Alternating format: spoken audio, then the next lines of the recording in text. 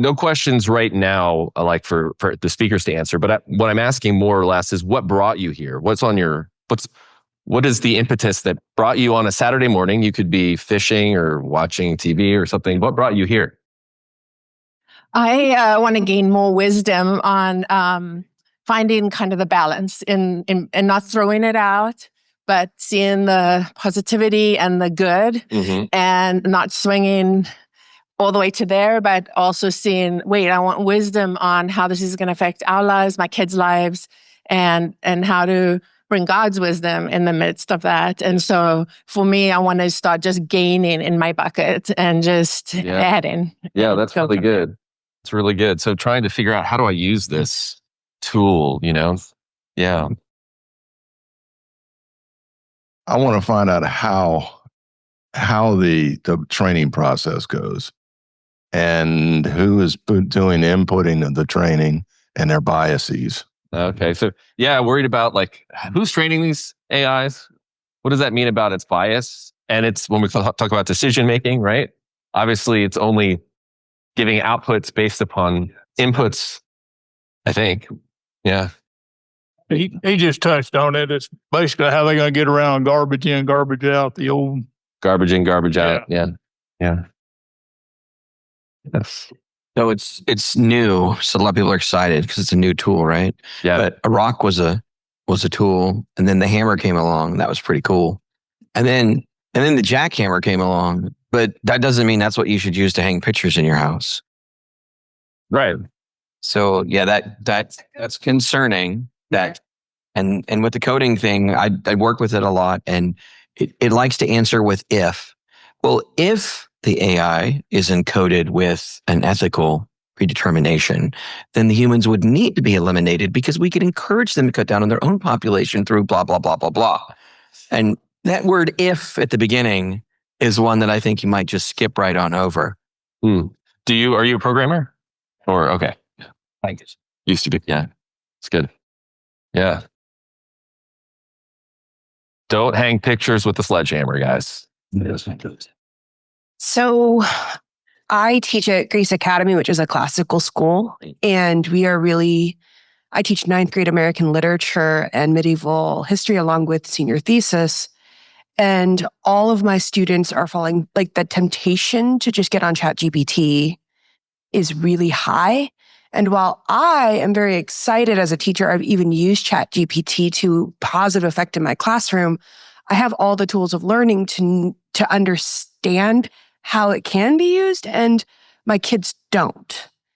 And so wisdom on how to approach it in my classroom in a world where the kids are going to be expected to be fluent with computers. Classical schools generally don't barely use computers until 11th and 12th grade. That isn't going to work long term, but neither is if they don't understand what's happening behind with AI. If we don't train them to use their brains to use it as a tool, it'll do all the thinking for them. And so there's a serious tension for classical schools about how we move forward, because they will be expected to use it in college. They will be expected. That's how colleges are handling it. It's going, I have a kiddo, one of my niece, whose professor just told her, if you don't use AI on certain projects, you will not pass the project. Wow. Because they want to train them in it. And our kids aren't seeing it. So how do we balance that? Yeah. It's a good question. I asked this, my child is 10 years old, and all of his friends have phones. It's a very similar question, right? He's going to have a phone someday. How do I get him from zero to... Yeah, where's the wisdom? We need wisdom. And I think that's one of the reasons we get wisdom through many counselors. And that's one of the reasons we're all here together. And this is admittedly only going to be a very beginning to a long conversation. But I hope it does, for all of us, help us to begin to think through, how are we using this so we can begin to develop wisdom as a community with this tool that's AI, because it's here, whether we like it or not. Good. We still got a few minutes here, about 15. So what brought you here? So I'm just entering the workforce, and I think if it's not already, I think AI is pretty unavoidable in even just talking to my coworkers and people who are, in the workforce. And so I want to know how to use AI for good, because I think a lot of the uses of AI that I see are mostly negative in terms of basically students using it to like plagiarize or get their homework done faster and not learn, or people making like really sloppy art. And so I want to know how to use AI for good, because I do think it is really powerful. And it is only, I think, going to become more important in the workforce and completely unavoidable. Yeah, good. Yeah, AI art. How does that make you feel? If you're an artist, I have a story about that in a moment. Yes, Devora.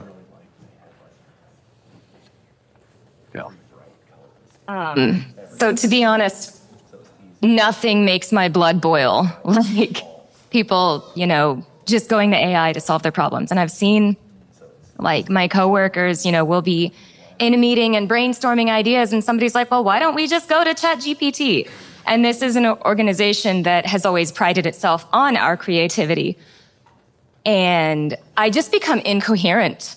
Like I lose my words. I cannot express like when something like that happens, like how upset it makes me. Because it's like we're abdicating our own sort of like God-given abilities. And so I just kind of feel like for my own sake and for my own, betterment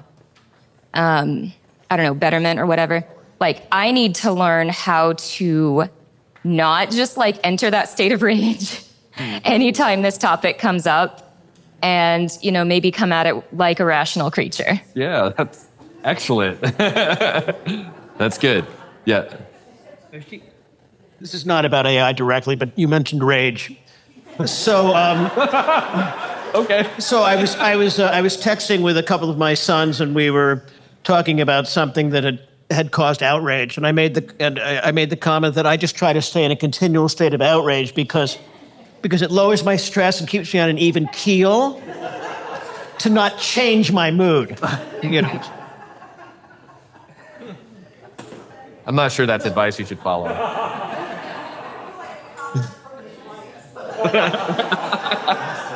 Maybe I'll go this direction. I don't know especially that we would be covering this today, but I have a lot of ethical concerns regarding the environmental aspect of AI. Okay, yeah. And so I try to intentionally not use it, even though it could be a useful tool.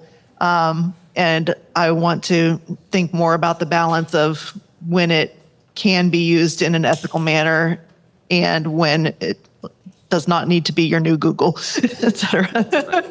So what are the hidden costs of this technology? Often we don't see those.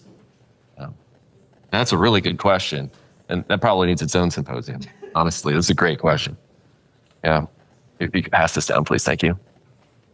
With respect to that last comment, there are studies that have been done that determine how much electrical energy is utilized for one simple search, and it will shock you the amount of energy that's going to have to be put into this from an environmental perspective.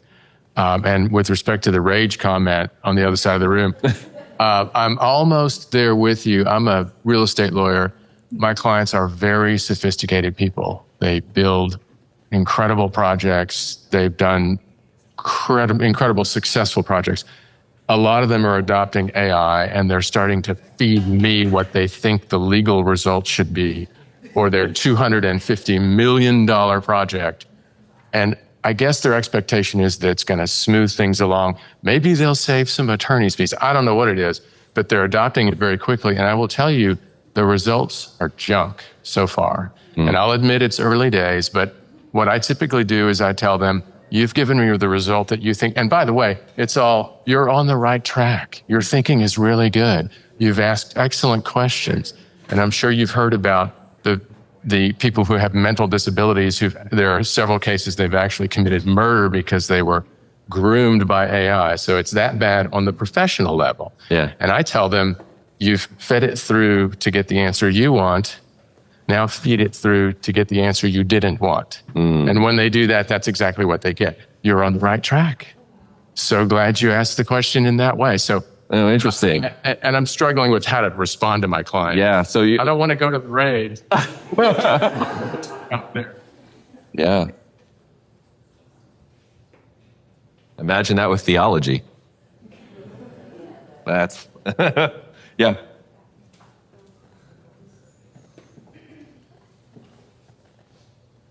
In my studio, I don't use the computer, and my computer has sat on the shelf 8 or 9 months. I don't know if any of y'all have done that recently, just let it sit and not plug it in and turn it on. And I was asked to make a simple Excel spreadsheet table document. And I said, no problem, 5 minutes. Flip the computer open. It's still working because there's so many AI updates and things running, and one has to run and then the next has to run. It's 2 days. So it's consuming my computer. Yeah, it takes a lot of resources. Yeah, so what's brought you here? What's brought you here this morning? My wife, but good answer. But now I'm hearing this, and I'm really glad that I am here. It's awesome. For me, it's inevitable. It's one of those things. I have this vivid memory of watching a news clip when they were talking about moving to a debit card as a kid, and how we were going to go from cash to a debit, and it was never going to happen, and no one was going to use it. And then now, obviously, we're a cashless society. So, as a father, and I'm actually a teacher now as well, and I teach an AI class to my kids. I'm an entrepreneur, and I'm teaching them how to build out GPTs to use as an advisor, because there's a lot of really good in being able to bounce ideas off and get really like live feedback for something. If it is inevitable, what's bringing me here and all this is, how do I, as a Christian, give them the proper tools to be able to, in inevitability, be able to weather that and not just go the way that everybody else is going to go? Like, how do we ground the next generation when something is coming, whether we want it to come or not? Yeah. Yeah, along those lines, I remember in my childhood the AOL CDs that were just literally littering the landscape like some sort of perverse snow. And yeah, everyone has internet, and everyone has internet in their pockets. And now the question isn't, are you connected? Is how am I connected in a way that's following Jesus, right? That with wisdom. Yeah. Good. All right. So I remember when email came out and spell check, and we were supposed to do things without spell check. And if we needed to check a word, we'd have to go look it up in a dictionary or the source, right? But spell check was inevitable. And so now, do our kids know how to spell, or do they just know how to push recheck on the spelling? So something that makes me feel a little bit better about the AI is that, well, obviously things are going to move forward, but, taking what needs to happen, whether that's my money or things that are going to happen in my life, and then passing that over to someone somewhere that I have no control over, don't know, and they're going to decide in a very wasteful, extravagantly way to spend that money to do whatever they're doing. And then there's zero ramifications from that. And so it's like playing telephone. Like, the further down you pass it, the further it gets from what was intended. And you can see that happening. But just passing the power and the money over to someone with absolutely no ramifications on what they do, there's no consequences to them. And we do that every day with the government. So we should feel really comfortable with AI. What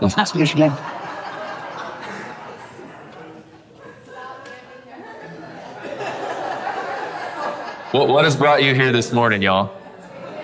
What has brought you here this morning? Good.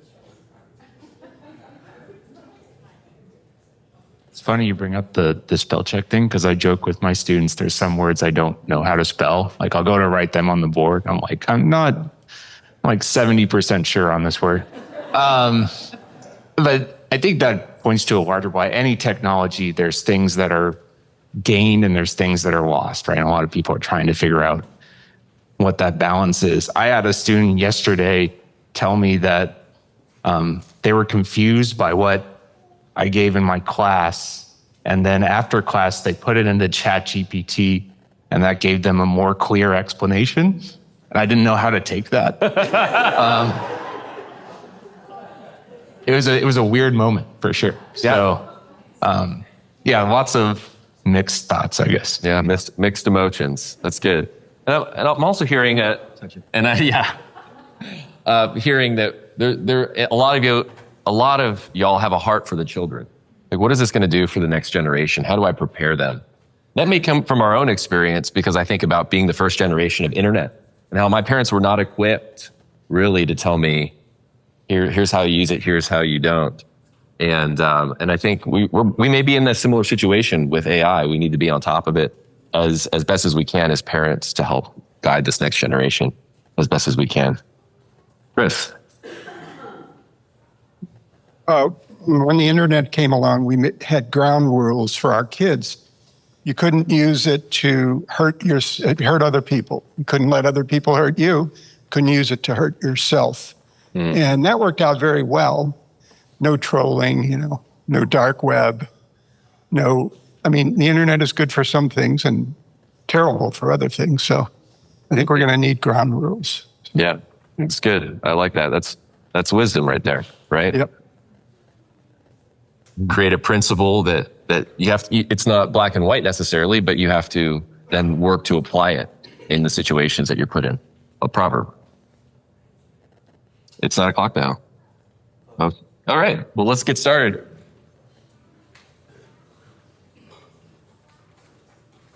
Well, welcome to our first ever symposium at Light of Christ. Really enjoyed hearing what brought you here this morning. And we're so glad that you are here. Again, as I said before, my name is Father Kirk Hein, and I'm the rector, the head pastor here at Light of Christ. At Light of Christ, we encourage everyone to love God with all their heart, soul, mind, and strength. And so it's important for us to engage life with our God-given reason, not simply ride along with the currents of the culture.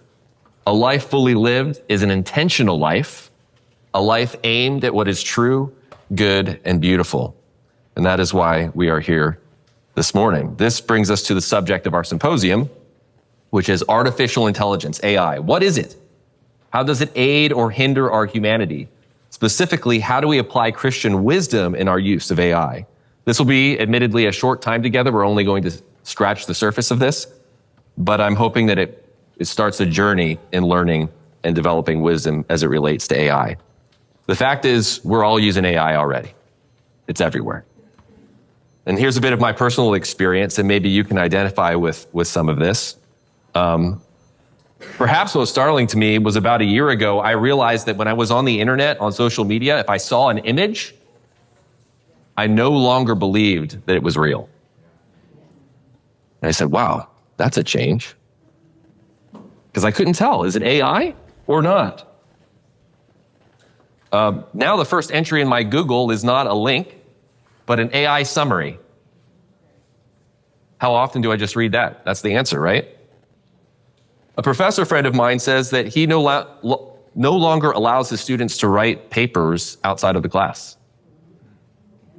But they have to write them in class with, remember the blue book? By hand. Those cramps. This summer at Christian camp, I was there as the priest of the camp, and we had told the camp counselors to create skits based upon the Bible stories we were going through. And the skits were great. And then halfway through the week, I found out that they weren't writing them. ChatGPT was writing them. A friend of mine overheard a conversation of 2 ministry leaders using ChatGPT to create a Bible study for their youth group. I attended a photography conference with my talented wife, who's a professional portrait artist, and a well-regarded leader in the field in his class shared with us how great AI is going to be, confidently declaring, get on board or get left behind. He has made his living taking photos of people and then painting them digitally. He sells these for thousands of dollars. Now he's feeding all of those all of that old information into AI so it can do what? It can do it all with a push of a button. And finally, when ChatGPT first came out, can you guess what I asked it to do? Yes. And honestly, it was really good. Probably better than you hear from me on a week-to-week basis. So how much should I utilize AI for sermon prep? I can guarantee that it will be more compelling and interesting. And furthermore, I can save probably 5 to 10 hours a week and use that for outreach, evangelism, and caring for the poor. So this is why we are here at this symposium on AI. What is it? How does it aid or hinder our humanity? Specifically, how do we apply Christian wisdom in our use of AI? And so I'll ask you to please take a look at your handout and your schedule that you have in front of you. Each speaker will have 15 minutes to speak and then about 5 minutes of flex time / Q&A. If you want to ask a question, write it down on that index card, put it above your head and I'll grab it. And I'll try to read the ones that are most interesting. They will each speak for 15 minutes. If you have a question, please write it on the card. We'll take a short break at 10:10. Please be back at 10:20. And we will end with a short 30-minute panel discussion before closing it out at 11:30. So again, this time is not meant to be comprehensive in any way, but to get us to all begin to think critically about this new technology. So without further ado, I'd like to invite our first speaker, Margot Casey, to the lectern. You can read about her bio here. She holds a Bachelor of Science degree in mathematics from the University of Houston at Clear Lake, a master's degree in software engineering from the University of Texas at Austin, and a postgraduate certificate in artificial intelligence and machine learning from the McCombs School of Business at UT Austin. So if you could come forward. Thank you, Margot. Would you like me to put this in here?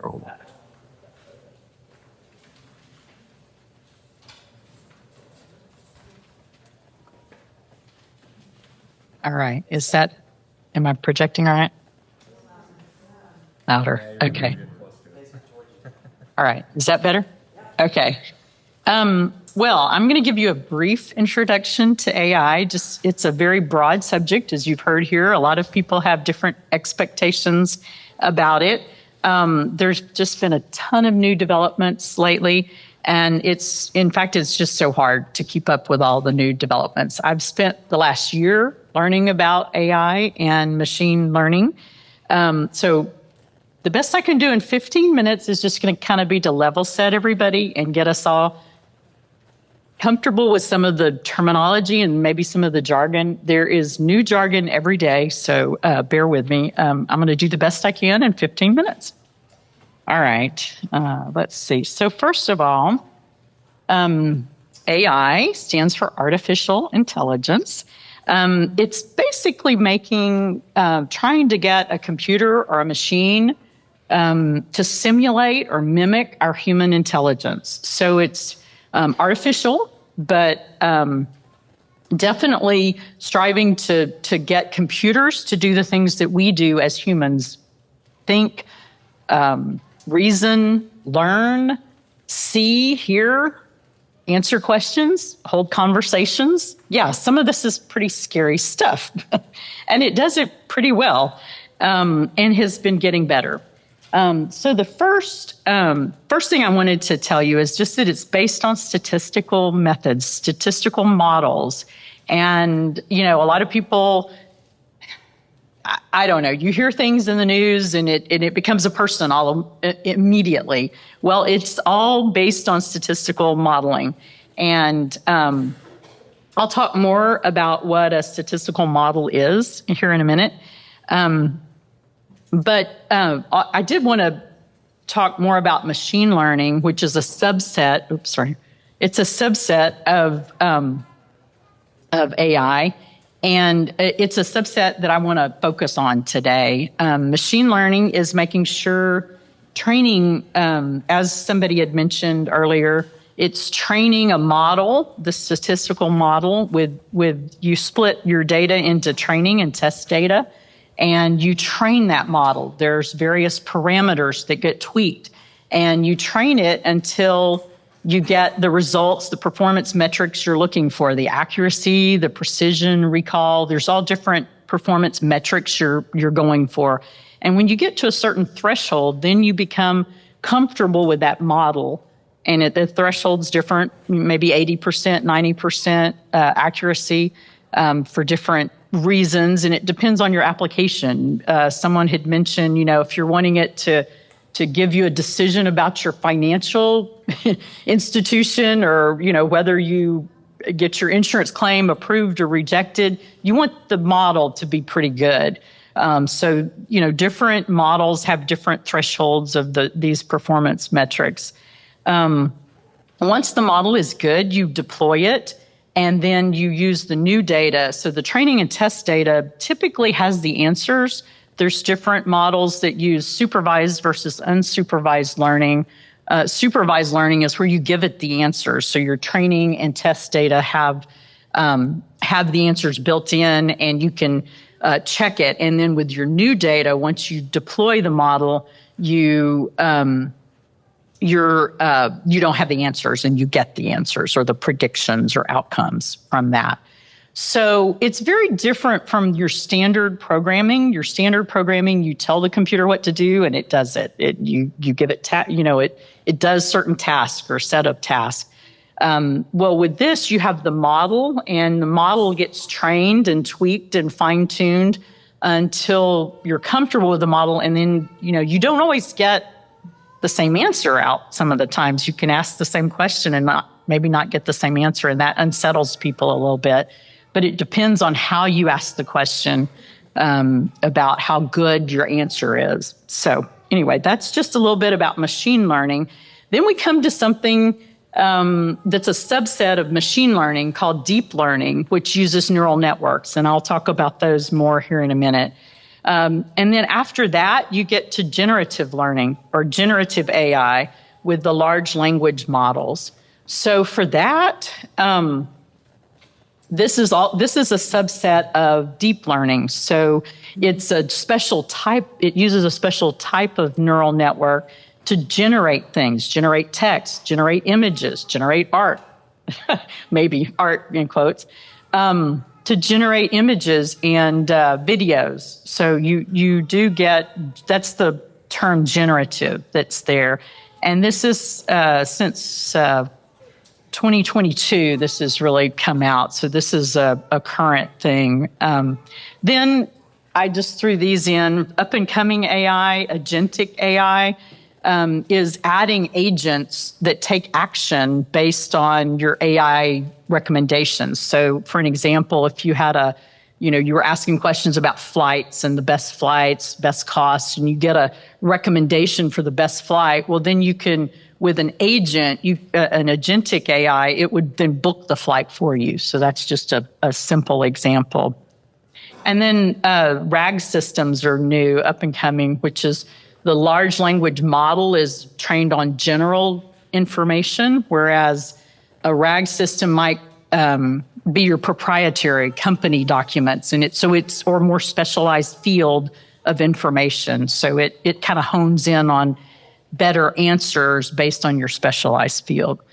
So Kurt's already hit some of this, but AI examples in our world today: self-driving cars, robotics, language translation by machines, autonomous surgery, chatbots, love them or hate them, they're there, face recognition, Siri, Alexa, hopefully phones don't go off, sentiment analysis, recommendation engines on Netflix, Amazon, and machine transcriptions of your Zoom meetings. So yeah, it's all over. And if you have a phone, you probably have AI built in. All right. Advance. Okay, so let's...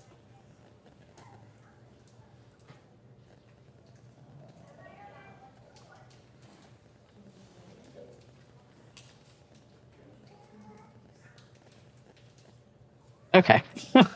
All right, sorry. So what is a statistical model? I just picked a very simple statistical model that I felt like many of you might be able to identify with. So a linear regression model is the statistical model. So in here, the blue points are your data points, and you fit a line to the data points. And so that is the line that best fits these data points. The line is the model here. So it's a very simple model. And you can use it to extrapolate. So you can use it to estimate what's going to happen to the right beyond these data points. And you can use it to interpolate. Like if you don't have a data point at a particular, between some of your data points, you can interpolate what's going to happen in between there if the line is a good fit. So that's just a simple example. It's been used in many, many applications for a long time now. Some data fits to a line well, not all does. There are many, many models. Some models are like a bell curve that you might have seen. Decision trees are models. Clustering models where it clusters similar data, either in 2D, 3D, or 4 or 5 in-dimensional space, whatever that looks like. So this is just to get you understanding what a statistical model is. Okay, now let's go on to, I'm wrong one. Sorry. All right, let's go on to a very complex model that is being used a lot today. Neural networks, when I mentioned deep learning, neural networks are meant to work like our brains work. Or mimic the way our brains work. They don't work exactly like our brains work, but you have layers. So the circles here are meant to simulate a neuron in your brain. The connections are the lines, or like the synapses in our brains. And our brains, we'll hear later today maybe about how our vision works, but it's a layered thing where you have a layer that sees the light, and then another layer that interprets the light and figures out what you're seeing. Well, this is generally the gist here. You have an input layer, you have hidden layers, and you have an output layer. And they're all interconnected, these nodes, and they fire.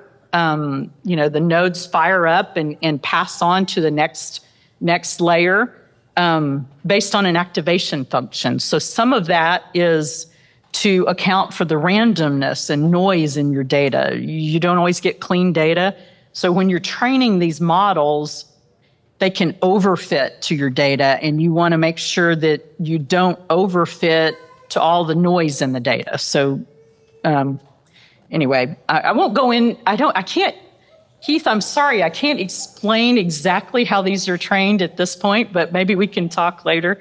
But during the training, you split up your data into the training data and validation data, and it makes several passes both forward and backward. These are feed-forward networks, but it also does some back propagation. So every line you see on here is a parameter, and it has a weighted parameter and a bias in it, and those are added together. So like in our line, think y equals ax plus b. A and b are your parameters, and you're tuning those. Okay, it's easy for us to understand 2 parameters. This neural networks have billions of parameters, so you're not going to train those by hand. You're not going to draw a line through the data with a neural network. The answers come out as probabilities. So think of the input layer as, say, your question or prompt to ChatGPT, and then it goes through all these different transformations, and it comes out with what it thinks will be the next word in the sequence. It just keeps doing that and keeps giving you the next word and the next word or the next set of words in the sequence. And you get a fairly good answer because these models have been trained on the whole internet. Everything out there in Wikipedia, everything out there until February of 2022 is in ChatGPT. And so it's a large set of data. And, well, that's getting to my next slide. But anyway, Also, the output layer is the answer that you're getting to. So some of the applications here are computer vision. The input layer would be the pixels in the image. And then the output might be, guessing if your input image is a handwritten digit, the output might be guessing the, what that digit is. And the, computer vision has gotten better and better with these, what they call convolutional neural networks. And it does some linear algebra, matrix manipulation on the pixels in the images to get through the neural network, to get pick out lines and edges and things. So it's very, very, they're getting better, and it's very good. All right. All right, let me move on to next one. A subset of, I don't know if this goes to sleep. All right, there we go. All right. So the subset of the neural network, these large language models that we're hearing all about, ChatGPT, all the GPT models, Llama, Grok, they are what we call generative AI, and they are based on a special type of neural network called a transformer. In fact, the diagram for a transformer is so complex, I didn't even put it on here because it has a bunch of jargon that I didn't want to have to explain. But also, it's a very, very complex, goes through a lot of transformations. There's a ton of training. It generates text by predicting the next word or set of words based on probability and on the context. So it can really detect the context. Transformers first started with a Google research paper that says that was called Attention is All You Need. It diagrammed these transformers, and there was an encoder and then a decoder part.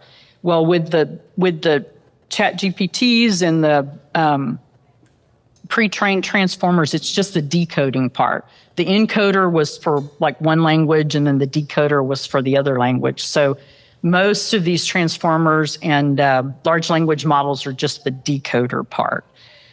Trained on huge amounts of data, billions of parameters.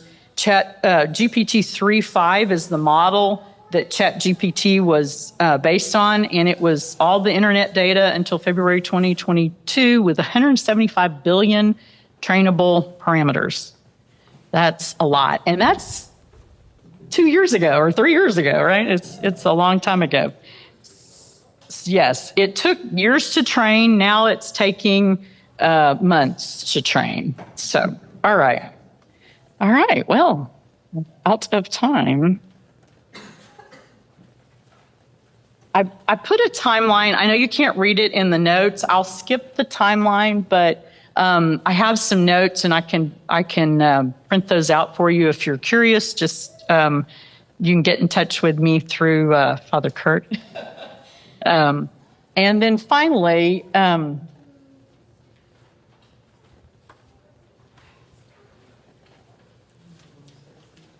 okay, there we go. Finally, I didn't. There are some benefits of using AI. I think I was enjoying hearing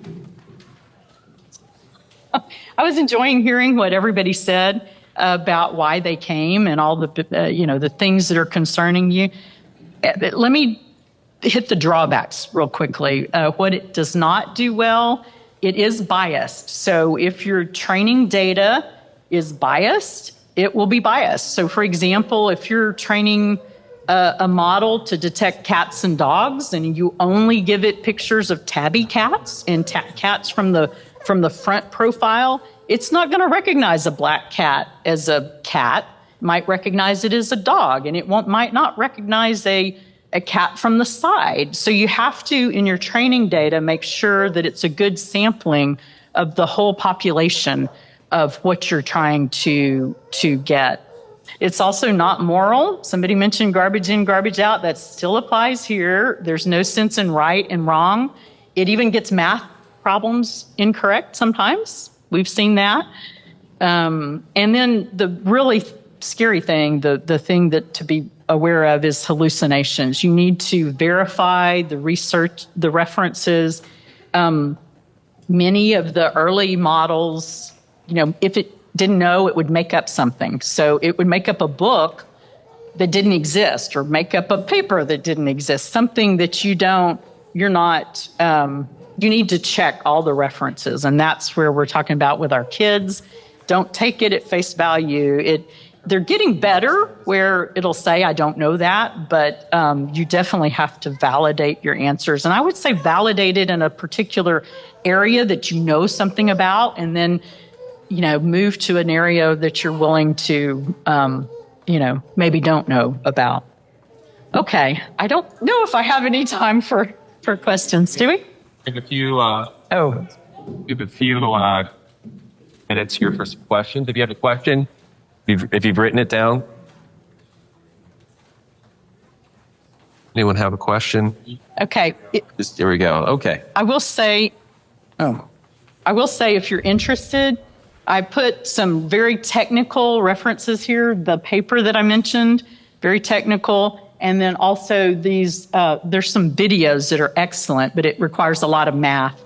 As one of the videos says that this is a very large calculus problem with gradient descent, if any of you know what that means. So anyway. Here's a great question. Okay.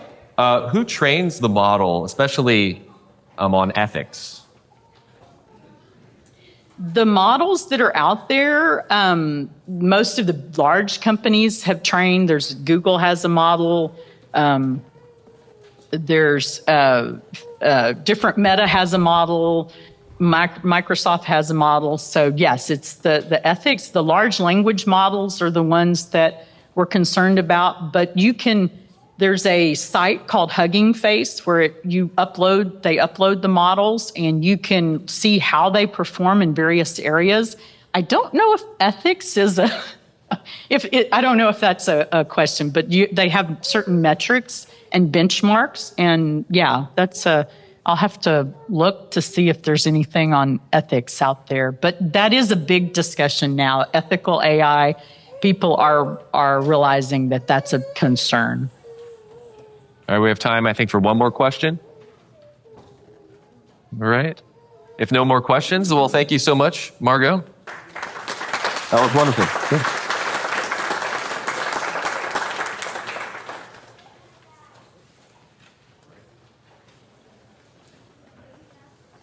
Our next speaker today will be Dan Martin.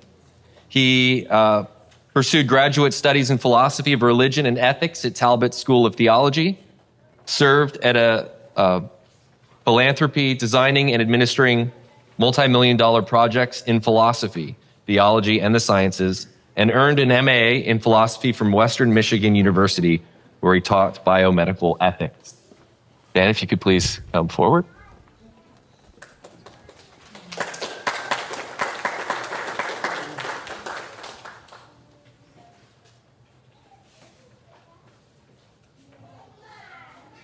Speaking of bio, I had to take a bio break because I'm not a machine. But anyway. Okay, so how does this thing work? Does it work? It's in here. I think we might need I think we need to do that on here. Maybe I could just sit next to it. I don't know. Hit the arrows. I have a lot of transitions. All right. So I'm here to talk about AI and personhood. Click. All right. Oh, thank you, sir. All right. So as Margot said, recently, many folks in the news talked about AI being persons, like ChatGPT or Grok here. Hopefully you can see the yellow box there. It says personas, and you can choose from this list: a companion, a loyal friend, even a therapist, apparently. So actually, can you see that? Oh, cool. So yeah, we're going to talk briefly about whether or not we should think of these chat bots as persons and why we should carry it away. Next slide. So briefly, we're going to talk about persons made in God's image for relationship. That's us. In case you guys didn't know, you're made in the image of God. We're going to talk about a few aspects of personhood, and then we're going to compare those to claims made about AI and see whether or not we should think of them as having these aspects of personhood. And then we'll have preliminary takeaways. It won't all be negative, I promise, but maybe mostly. I don't know. Next. So first, let's talk about the Imago Dei. So for you Latin enthusiasts, just means the image of God. In Genesis 1:27, it tells us that God made us in his image, male and female. This is a super deep and rich concept. Unfortunately, don't have time to really plumb its depths. But what we can say about being made in the image of God is that we are created for relationship, both with God and with each other. What's that? And there are many goods that come from being created for relationship. Next slide. Oh, yeah, okay. Wow, you're on the spot. Okay. So here are just some of the goods. This is not an exhaustive list. I don't pretend to have an exhaustive list. But some of the goods that come from being made in the image of God for relationships are knowing and being known, by other people. Spiritual growth and growth in virtue, which I think are actually quite closely intertwined. Learning to love and being loved by other people, and learning to love particularly as God loves in Christ as our supreme example. And then doing all of these things in community, ultimately for our good and for the good of our neighbors and for our sanctification. So, all of these goods that come from being made in the image of God for relationships require that we be persons. So let's talk about that real quickly. All right. So first, okay. So this is transitioning differently than I had, so that's good. All right. So I'm just going to talk about these three aspects. These are just some aspects. I don't claim, again, for this to be exhaustive. But then the first column on the left, we're talking about cognition, which has to do with thinking and reasoning and understanding. I'm just going to focus on understanding and knowledge. I think that's required for that. For affect, has to do with our experiential side of our mental life and our psychology. So bodily sensations of pleasure and pain, moods like happiness and sadness. I'm going to focus on emotions. You can see in that yellow box, particularly moral emotions, as I would call them, like joy, compassion, and love, and things like that. And then finally, under conation, which has to do with like goal-directed behavior, motivation, purposeful action, I'm just going to focus on desire. But when you form an intention or you decide about something or then you choose to act, that's the cognitive side of things. So now we're going to talk about AI with respect to each one of these things. All right, so this guy, some of you may know this guy. He's kind of a big deal in the development of neural networks over the last 30 or 40 years. He claims that AI language models aren't just predicting the next symbol, they're actually reasoning and understanding in the same way that we are, and they'll continue improving as they get bigger. So the claim here is that these chatbots can reason and understand, quote, the same way that we do. So should we believe that claim? So yeah, this is where this is supposed to be, the first slide comes in first, and then the second slide comes in, but I think we can still work with this. So imagine somebody's in a room, you can't see them. On the left side, sitting in front of that desk with the big book over. What's that? Is it this one? This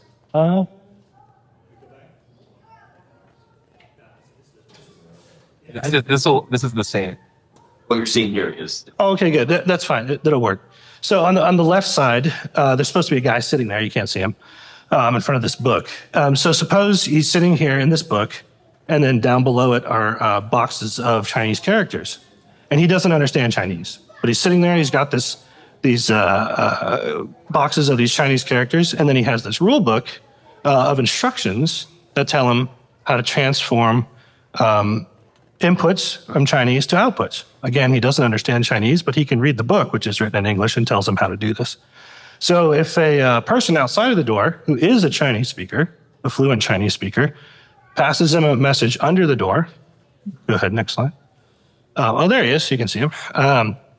He can follow the instructions from the book So the question is, do you speak Chinese? And then he can look up in the book and reply with, yeah, fluently.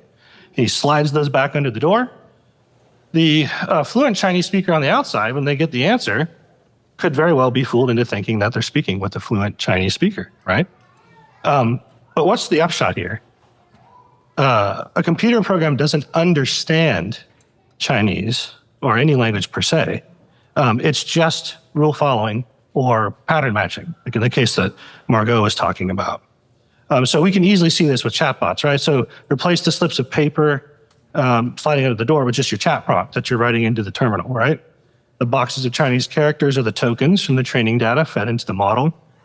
And the rule book is the trained parameters or weights, which encode the statistical patterns developed by the training data, right? And then it gives you the output. But in none of those things in that chain does genuine understanding need to be happening, right? So when people make claims about chatbots being able to understand, they're definitely overstating their case there. And so what's the upshot? Suppose you believe that. The upshot here is, well, they don't understand you. They don't know things about you or what's good for you, right? And they don't know you directly, like a family member or a friend or a spouse, right? So they can't realize these goods of personhood that I mentioned earlier. All right, let's turn to affect. This guy, also kind of a big deal. Ethan Mollick, he teaches at UPenn. He's got a prominent blog called One Useful Thing, which he writes about all kinds of AI topics.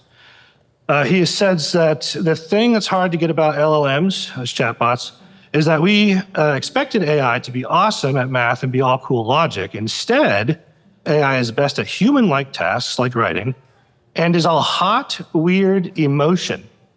For example, if you make GPT 3.5 anxious, it changes its behavior, right? So the claim there is that chatbots can feel and express emotions. Should we believe that? You could probably guess what I'm going to say. Yeah, this also is supposed to be, you see the stadium at first, so pretend the phone doesn't exist for a second. So imagine a sports stadium packed with fans. It could be millions. I mean, it could be an imaginary stadium, right? Each person in there is supposed to represent a single neuron in the human brain, right? That's the role they're playing in this thought experiment. And they're connected to each other via their smartphones. So now you can look at the smartphone picture, and they have a little rulebook app on the phone that says if you get a signal from a particular fan, you send it on to the next one, right? No one understands really what they're doing, what the big picture is. They just understand how to follow these rules and hit the buttons. It's like playing a massive game of telephone. Okay? So now let's connect this so-called stadium brain, right? This thing is functioning like a brain, to a physical robot in the center of the stadium. We could perhaps poke the robot with a pin. It's like an input pain signal. And then the first fans near the input zone could then start sending their signals to the other fans in the stadium, right? And then if you look at the top picture, this is my incredible artwork of drawing by a line. I didn't use AI to do that. I did it all by myself. That could be the representation of the signals going through the stadium, right? After you prick it with a pen. But you could pick something else, like on the bottom picture, maybe you give the robot a hug, and that's the pattern of signals that you see. I mean, you could pick whatever you'd like. But sticking with the pain thing, once the signals go through the stadium, in a few seconds, then you hear some scream over the speakers. So the robot feel pain?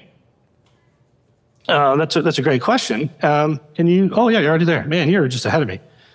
So we can ask this question then. The stadium system as a whole, so the robot body, if you want to call it that, and the crowd of people with their phones being the brain, functioning like the brain, does that system as a whole actually feel pain from getting pricked by the needle, or feel the warmth of the hug, or whatever, the emotional expression from that? It's really hard to see how that would work. I think for most of us, when we look at this, it's just a bunch of people, separate individual people, doing rote tasks, right? No shared affect emerges. Each fan is experiencing their own individual affective state. So I was going to go through these one by one, but yeah, that one guy over there is feeling excitement, and the other one is feeling gratitude.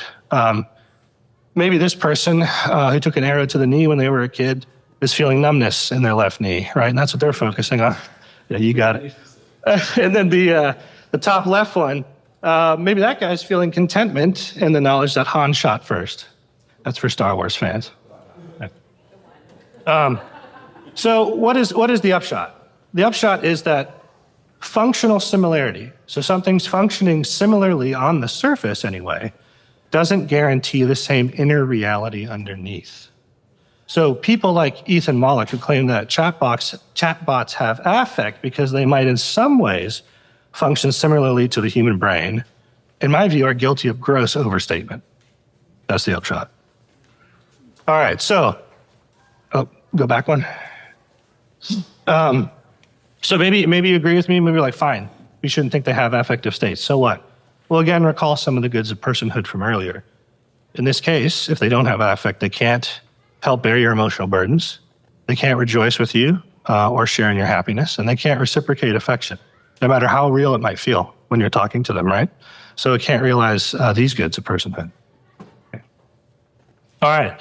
On conation, this guy, Amit Ray, is one of the, pioneers might be kind of strong, but he's big on this sort of thing called compassionate artificial intelligence. I think to kind of push back against the worries that these things are going to take over and kill us. He's like, all right, well, let's just make them, friendly and helpful and all the rest of it, right? So he says, in his view, that this compassionate AI movement drives the machines to cry for those who are in pain and suffering. It drives the machine to find the shortest path to minimize the pain and suffering of others. And so again, the claim is, well, chatbots can be motivated to act on the basis of desires. Should we believe this? Spoiler alert. Okay.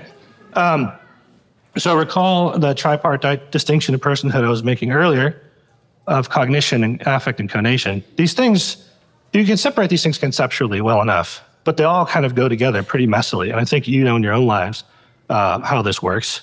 But conation kind of bridges cognition and affect, right?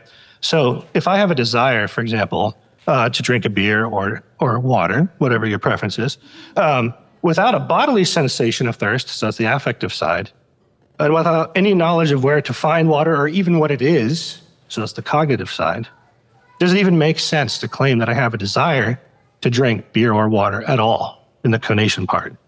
It doesn't seem like it. I mean, probably doesn't seem like I have any desires. We can talk more about this in Q&A if you'd like, but the upshot here, if you don't mind, is chatbots are motivated to work for your good. And they don't desire union with you, and they can't decide to admonish you. They can't make any decisions, but they can't decide to admonish you or spur you on to good works when you're hiding from the demands of love. And so they can't realize these goods of personhood. All right, so to tie it all together, in case it was a bit murky, I just wanted to pick one test case of a moral emotion called love.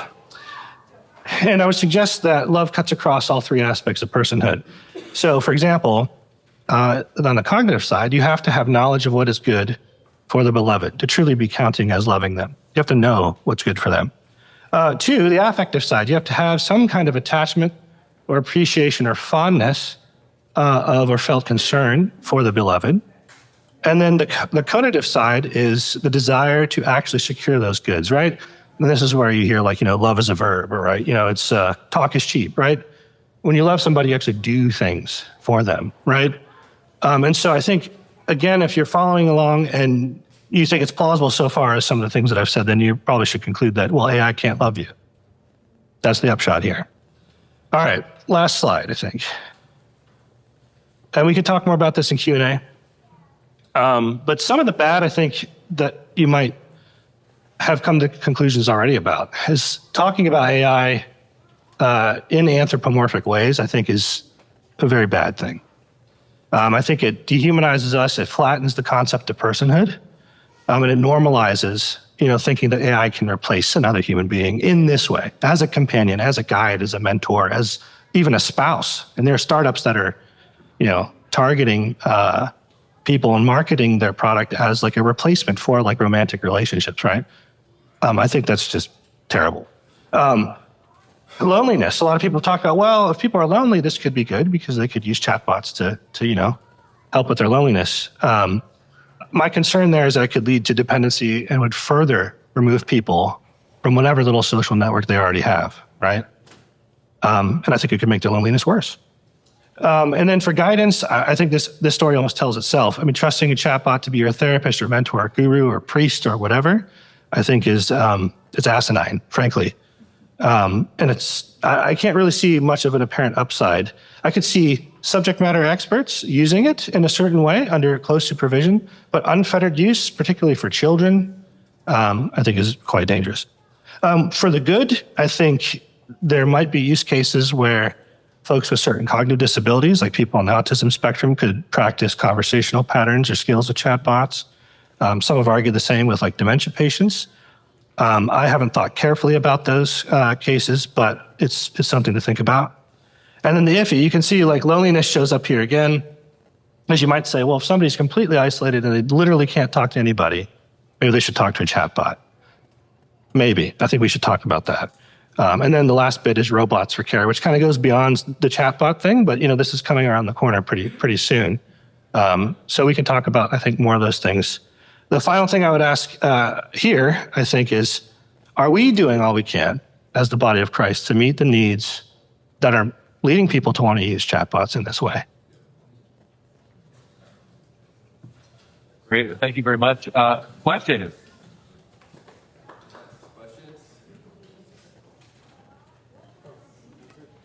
Write it on put it over your head and I'll grab it.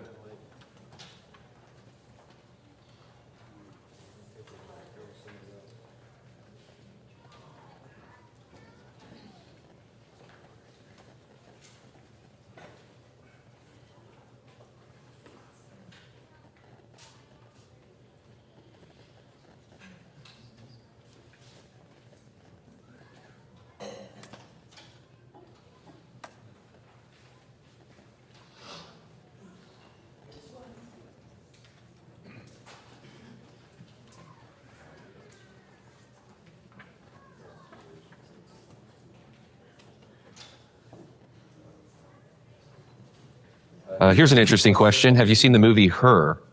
Oh, yeah. Yeah, so if y'all don't know, it's a movie with Joaquin Phoenix, and he basically gets into a romantic relationship with an AI, kind of like Siri, so it was all voice-based. And it was voiced by, was it Scarlett Johansson? Somebody remember? Yeah, that's a pretty disturbing movie. So what's the difference between training data for AI, cognition, quote unquote, and humans' past experiences that we use to understand? Well, I mean, in one sense, at least codified into propositions, the training data could be thought of as certain human experiences, but it just depends on the content of the data. So if it's literature, for example, that's a pretty easy comparison, right? It's just propositionally encoded experiences of like the author, who wrote whatever book that the thing's being trained on, or group of books or something. But I guess the question is he says, are we not just given training data from others and our experiences? So what's the difference between it getting trained and our understanding as persons? Oh, I see. You see? Okay. I think that's what it's getting at. Well, if you're focusing on understanding, I think understanding requires intentionality, which is, I don't mean intentionality like you intend to do something. I mean, it's a property of the mind where you think about things and you represent them mentally. And I don't think computer programs have that ability. We could talk more about that maybe later, but that's a huge subject. But yeah, I would think that'd be one of the main differences. They lack intentionality, which is called one of the main marks of the mental, if you want to think of it that way. Some would say that it doesn't matter if you're truly loved by AI, as long as you feel loved. Yeah, right. So it's all about how you feel. That sounds pretty good for our zeitgeist, for our culture. But we know that true love often makes you feel pretty bad. In fact, with the affective side, I didn't mention this in the talk, but I'm sure all of you know from your life experience, love can make you feel terrible because the object of your love can be suffering, right? They can be embarrassed. They can have run into some kind of personal failure. They can reject you. They can betray you. And because you love them, it will cause you tremendous suffering, right? So yeah, I would obviously push back on just, reducing love to a feel-good emotion and trying to get maybe the most amount of like intensity and duration of that feel-good feeling. Yeah. It's confusing pleasure with love. Yeah, I think that's right. Yeah. Can't help but say as a pastor, if our symbol of love is the cross. It's the way, right? All right. I think that's all the time we have for questions right now. Thank you so much, Dan. Yep.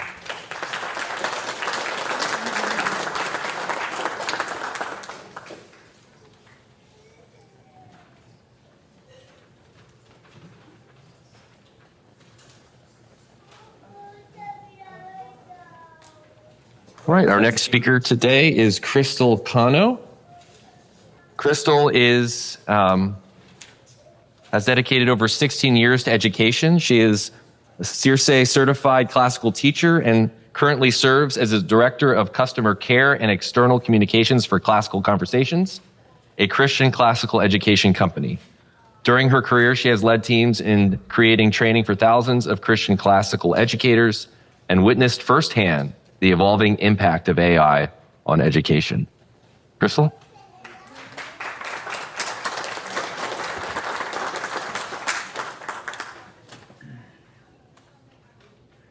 Do it. So whichever one. Am I going to test it first? Yeah, it sounds like it works better. I'm going backwards. Okay, there we go.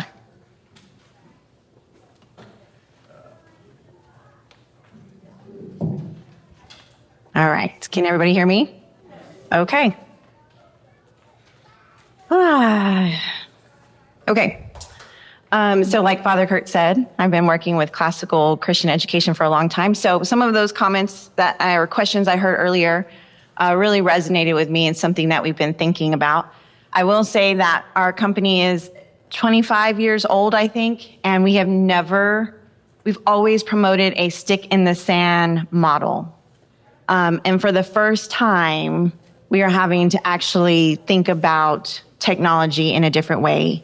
And the company as a whole, not for our communities locally, but we've actually had to adopt an AI policy. So like within the last month or so. So yes, it's very fresh in our minds.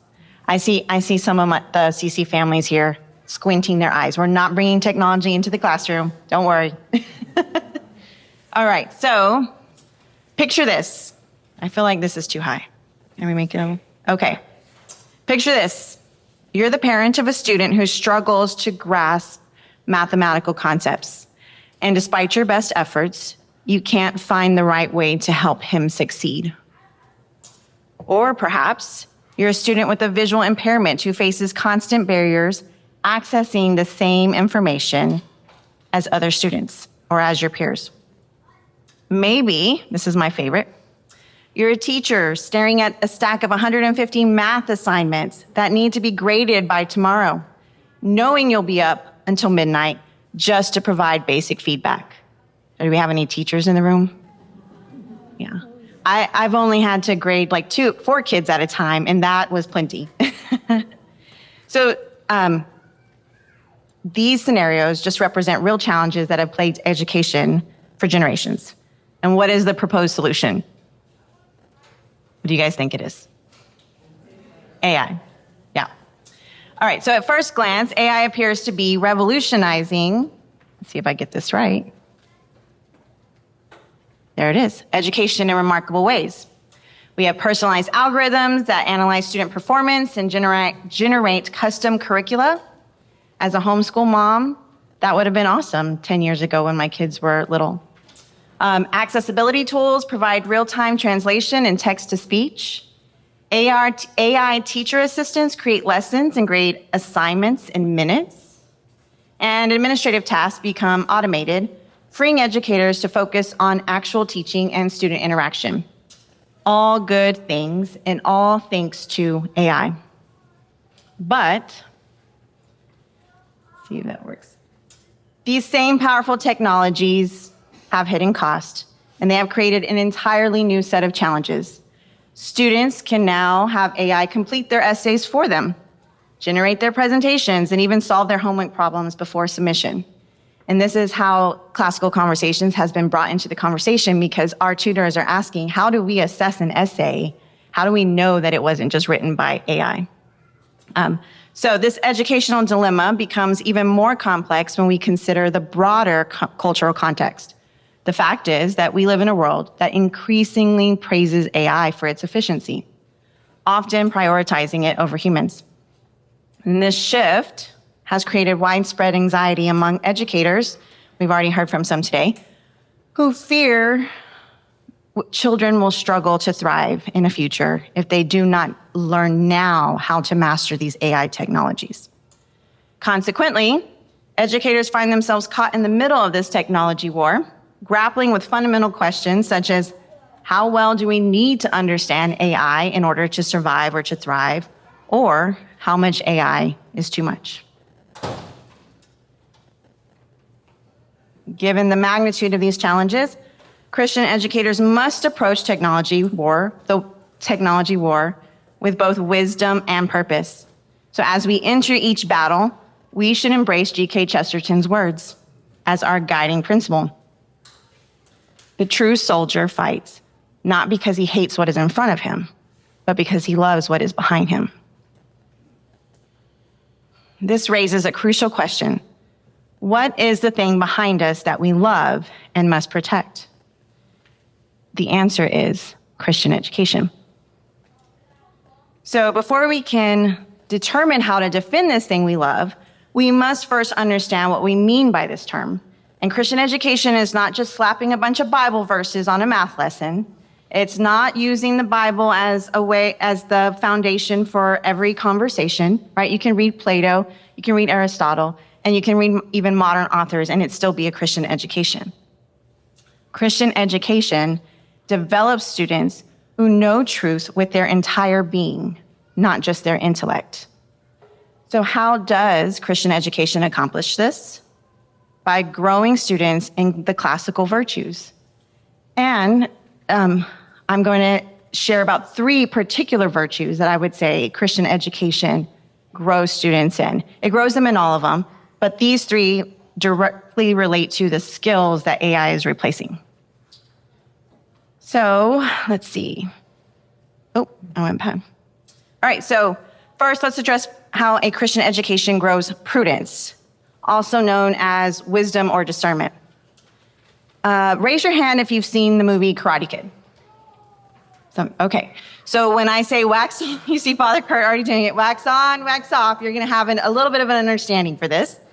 But in the movie Karate Kid, Daniel learns karate from a master who teaches through seemingly mundane chores, painting fences and waxing cars, so wax on, wax off, right? He grows increasingly frustrated, feeling like he's being taken advantage of, but he's eventually surprised to discover that there's value in those chores, in those repetitive motions that taught him the fundamental mechanics of karate through his entire being. So what Daniel experiences is ontological knowledge. Knowing something with your entire being, not just your mind. This concept mirrors the Greek word for ginosko, which is the New Testament word used to describe how God knows us. So there are different words used to say how God knows, but the word used for how he knows us is ginosko. And it's an entirely and it's a complete knowledge. This type of knowledge stands in stark contrast to the Greek oida, which refers to the factual or the head knowledge. So to understand this crucial distinction, consider exercise as a practical example. Many of us, or raise your hand if you know that exercise is good for you. Right. Everybody in this room should have their hand up. We've read the studies, we've heard the advice, and we can recite the benefits. We can even persuade someone that exercise is good for them.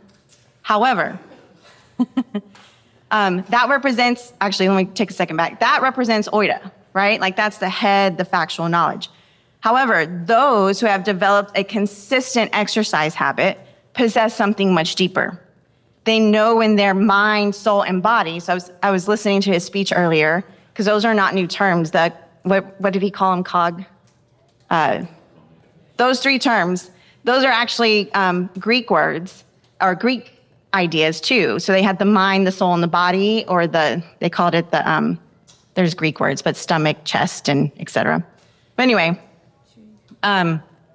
so those who have developed this consistent habit of exercise know it deeply. They know in their mind, soul, and body that it's beneficial. They've experienced the energy boost, the improved mood, the physical strength, all because they've experienced it and know it with their being. And this embodied understanding represents ontological knowledge, or ginosko, and you can only develop it through direct personal experience and often suffering. and sacrifice. So UNESCO becomes particularly relevant when we consider AI's fundamental limitation in education. In my experience working with AI tools, the quality of output depends heavily on the input and the quality of that. So specifically, your ability to craft effective prompts, to assess the results, and make thoughtful adjustments through follow-up questions. So here's the problem. AI operates without UNESCO. It cannot possess wisdom, as we've already heard, or exercise true discernment because it functions on statistical probability, on head knowledge or oida, rather than lived experience. Therefore, the ontological knowledge required for that genuine thinking, the kind of deep experiential understanding that leads to prudence, can only be developed through the practice of thinking itself. This is something that current AI systems, regardless of their sophistication, simply cannot provide or replace. So let's consider Aristotle's 5 canons of rhetoric, often known as the thinking skills. Let's see, memory requires cultivating a storehouse of information, good stories, poetry, and literature that you pour into your students so that later when they're delivering speeches, they have those in their head. They have metaphors and they have ideas already in there. Invention requires research, brainstorming, and asking good questions. Arrangement requires organizing thoughts to serve your thesis with logical flow. Elocution requires crafting sentences, metaphors, and rhetorical devices that communicate truth effectively. AI writes sentences, artists craft sentences. There's a difference there. And delivery requires thinking through the circumstances for presenting and then actually presenting your ideas. So AI can perform all of these functions mechanically, appearing to master all 5 canons of rhetoric. However, here lies the critical distinction. AI performs these functions through statistical prediction, not through the ontological understanding, or UNESCO. So when students use AI to perform these thinking skills, they bypass the years of practice required to develop that UNESCO, the embodied wisdom that comes only through the struggle, failure, refinement, and eventually mastery. So while AI may seem like a tool that saves our kids time or increases their efficiency or even helps them think, it's actually robbing them of the opportunity to grow that UNESCO that produces discernment. And without a user who possesses discernment, AI becomes merely a generator of people-pleasing content. It can predict and arrange words, but it cannot understand context, nuance, or truth. So the development of prudence, discernment, and wisdom requires the slow, patient work of cultivating UNESCO through practice, experience, and formation. And that's precisely what AI shortcuts threaten to eliminate from our students' educational journey. All right, so next, I can see what you were experiencing up here, Margot. Let's talk about justice. So next, let's examine how Christian education cultivates justice. Giving what is due. It's the foundation of honor. So through understanding authentic work's true cost. A well-crafted essay represents not just the final product, but hours of wrestling with ideas. How many in here have had to write an essay or a speech recently?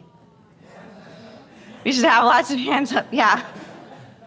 A well-crafted essay represents not just the final product, but hours of wrestling with ideas and multiple drafts, moments of frustration, and breakthrough insights. A mathematical solution reflects mental strain, intellectual courage, and the deep satisfaction that comes only through perseverance. A thoughtful historical analysis embodies careful research and critical thinking. These costs, the intellectual sweat equity, are what give the work its dignity and make the achievement worthy of respect. However, AI undermines that drastically by eliminating the visible connection between effort and outcome. So when students create a sophisticated essay in minutes or solve complex problems without engaging their minds, we lose the ability to distinguish between authentic achievement and artificial production. So how can we give honor where honor is due when we cannot even discern what it truly deserves? So consider two students. One spends weeks researching and writing a paper on the Civil War, experiencing the full cycle of inquiry, struggle, and discovery. The other generates a similar paper in 10 minutes using AI.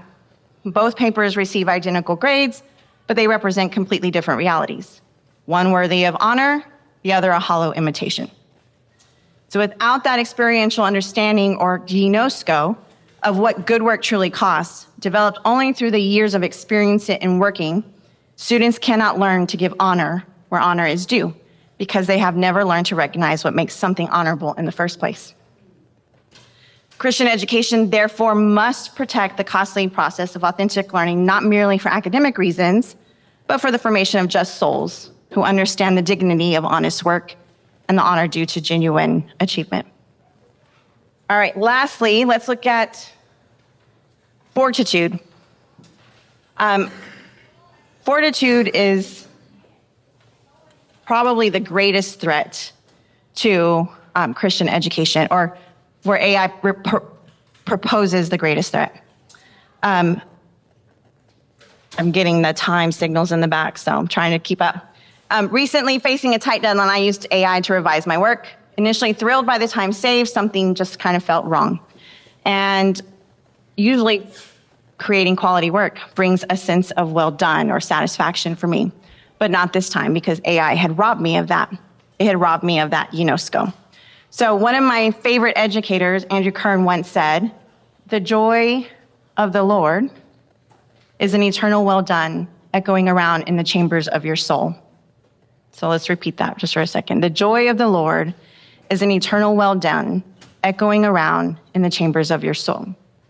So all the earthly well dones create a yearning for the greater well done, and they build the ontological knowledge or the UNESCO of faithful perseverance. So consider mathematics. How many of your kids don't like math past like algebra? Yeah. I think that's because most math curricula actually rob students of their well done. What do math curriculums do? They say, here's the pattern, follow it, just obey. Here's the pattern, follow it, just obey, right? Do 50 problems and obey. But math is not meant to be learned that way, right? It wasn't learned that way for hundreds of years, thousands of years, because math should be wrestled with and discovered. And that you put the patterns before the kids and you let them discover the pattern. And then you let them test the hypothesis to see if it works. So the principle extends to all work. Practicing skills like calculating, analyzing, and writing are echoes of the great well done. And in those, or through those, you build memoria, that deep confidence that God is faithful. That if he saw you through this math problem, he can see you through the next, right? The next one might look a little bit harder, but that's okay. He was faithful. And through that, they develop ontological knowledge of their capacity for growth. Perhaps they can tackle that next challenge after all. So again, when AI completes the work that should develop fortitude in our students, it robs them of their well done. They never learn through personal experience that they can persist through difficulty, that the struggle produces growth, and the satisfaction of authentic achievement is worth the cost. Without the UNESCO of their own capacity for perseverance, how can they develop the fortitude necessary to face life's greater challenges with confidence in God's faithfulness? Similar to what he said earlier, we live in a world that wants to eliminate suffering, but suffering is what refines us and makes us human. So Christians must protect these moments of authentic struggle, not merely because they produce academic outcomes, but because they cultivate UNESCO in our students. So what is the way forward?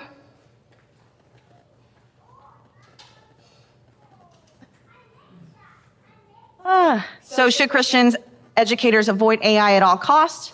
No. But we must limit AI exposure and prioritize the cultivation of that ontological knowledge. Only when students have developed that deep understanding to discern why AI reaches certain conclusions or why it fails to capture truth can AI become a tool rather than a threat to Christian education. So here lies the profound irony in that. By delaying AI usage and embracing slower formation, you're actually preparing your students to use AI later. So we go slow now so that we can go fast later. We do so because the child who has memorized Psalms carries poetry in their bones. That's UNESCO. The student who has solved equations by hand understands the mathematical elegance with his entire being. That's UNESCO. The young writer who has wrestled words into submission knows in her soul the irreplaceable satisfaction of creating beauty from nothing. That's UNESCO. The embodied wisdom that AI cannot provide. Therefore, I want to encourage you to delay AI usage so that our students can grow in prudence, justice, and fortitude. And as we remember Chesterton's words, the true soldier fights not because he hates what is in front of him, but because he loves what is behind him. We fight this technology war not from fear of AI, but because we love Christian education, the humans it cultivates, and above all, the God it reveals.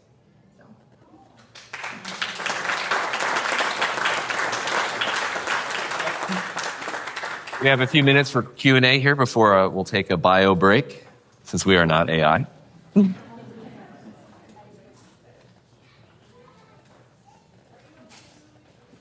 Time. There are no questions. Okay.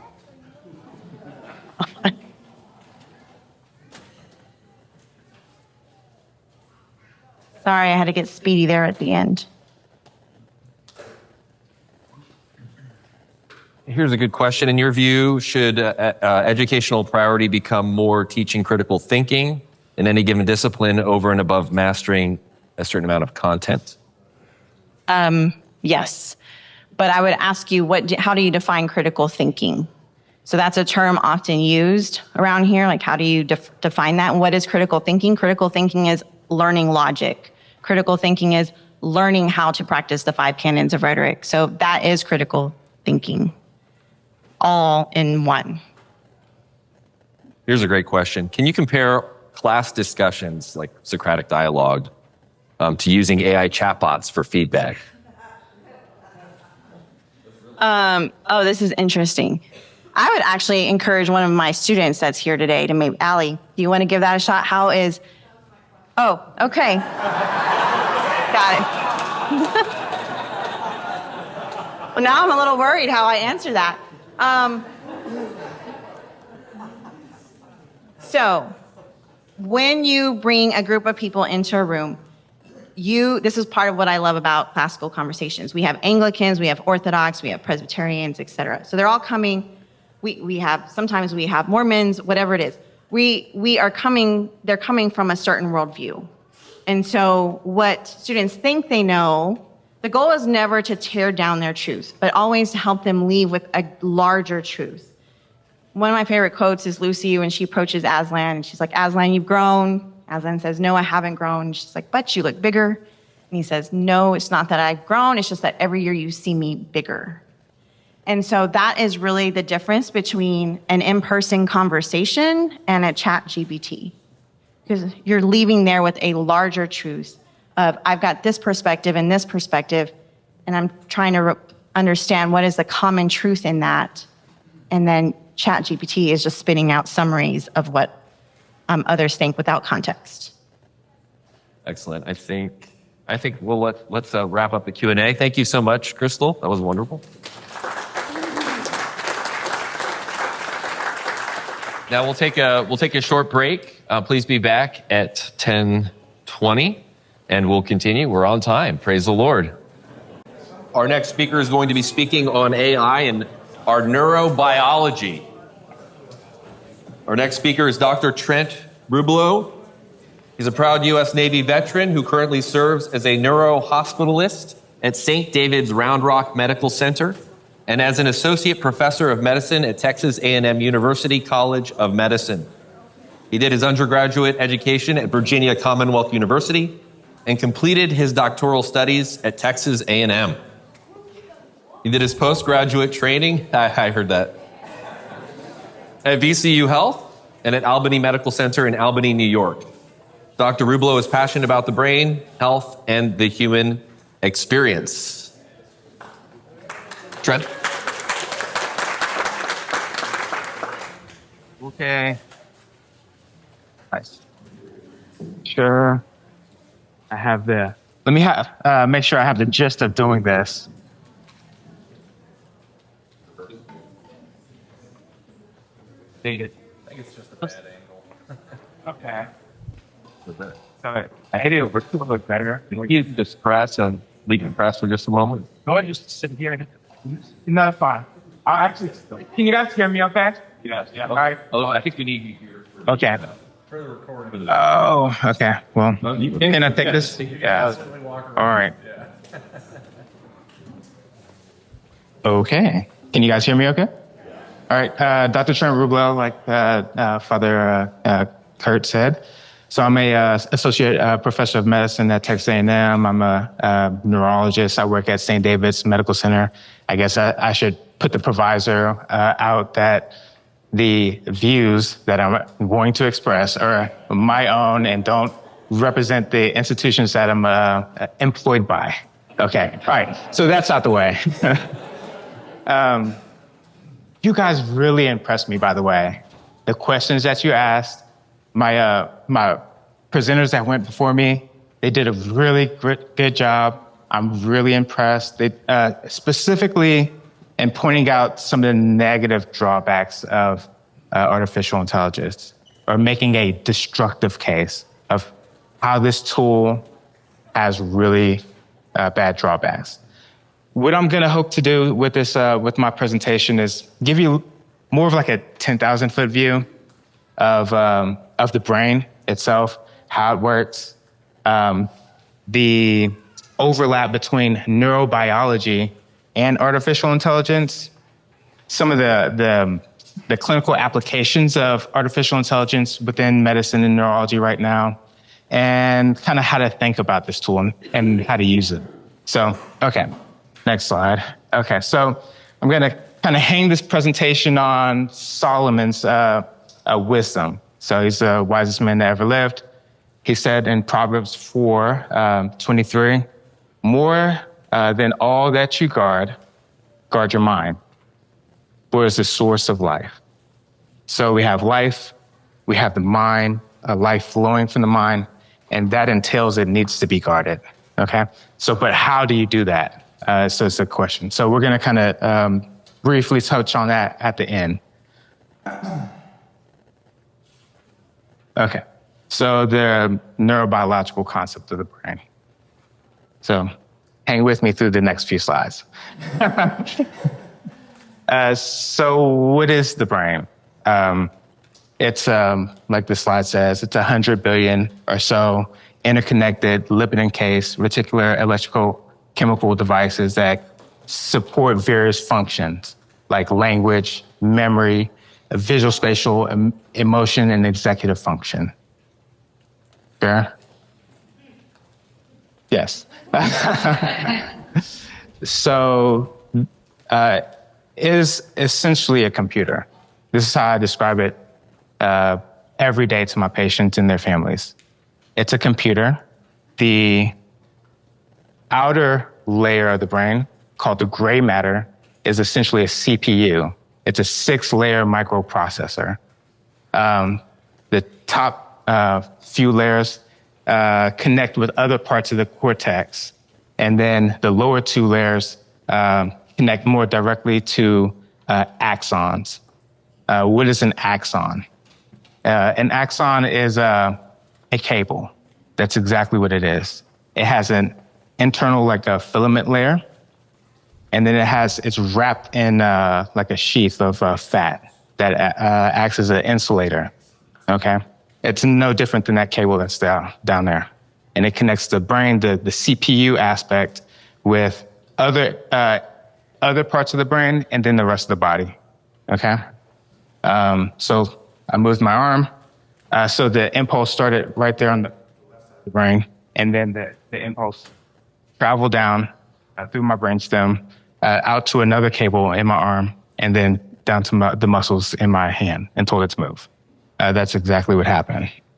So the cortex itself has various functions. So the cortex is, or the outer gray matter of the brain, is more in charge of language processing, executive functions, emotions, attention, motor planning, and visual processing. Okay? So how does the brain work? I don't know what happened there. Oh, by the way, sorry. I apologize. The slides that you have in your packet are not the slides here. I don't know if you caught the drift of that. Okay. All right. Did it get off? Go wonky here.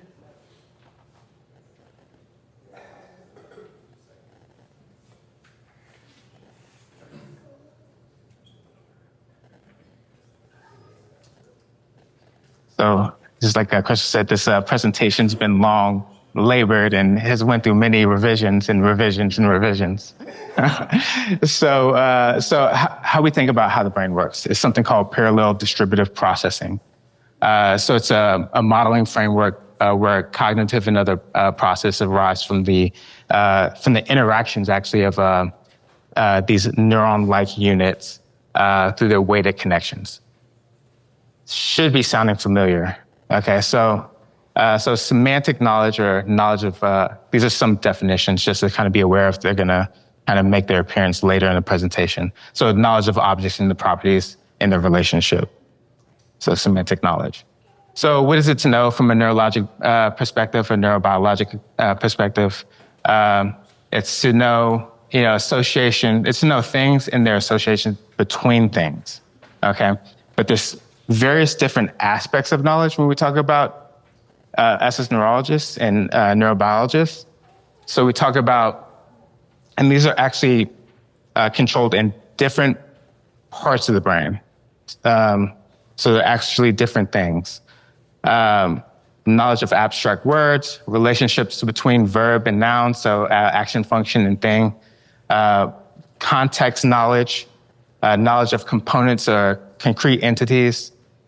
Knowing a fact is that the meaning of a fact is kind of determined by the situation in which you see the fact arise. Like a knife, it can be used to cut butter, or it can be used as a murder weapon. So that amount of knowledge is actually a discrete form of knowledge. And metaphor knowledge is actually a different type of knowledge. So how we know how we've come to discover that these are different things is studying people over long periods of time. And people like with dementia, they might lose one form of knowledge without losing other forms of knowledge. And we've compared their brains both through autopsies and through imaging and all these type of things. And we've mapped which part of the brain controls certain types of knowledge. So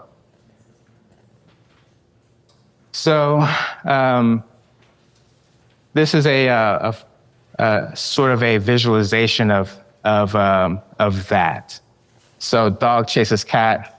Well, so when I say the sentence "dog chases cat," it conjures a certain image in your mind, right? So you think about a dog that's accessing the visual cortex back here, where knowledge of what a dog looks like is stored.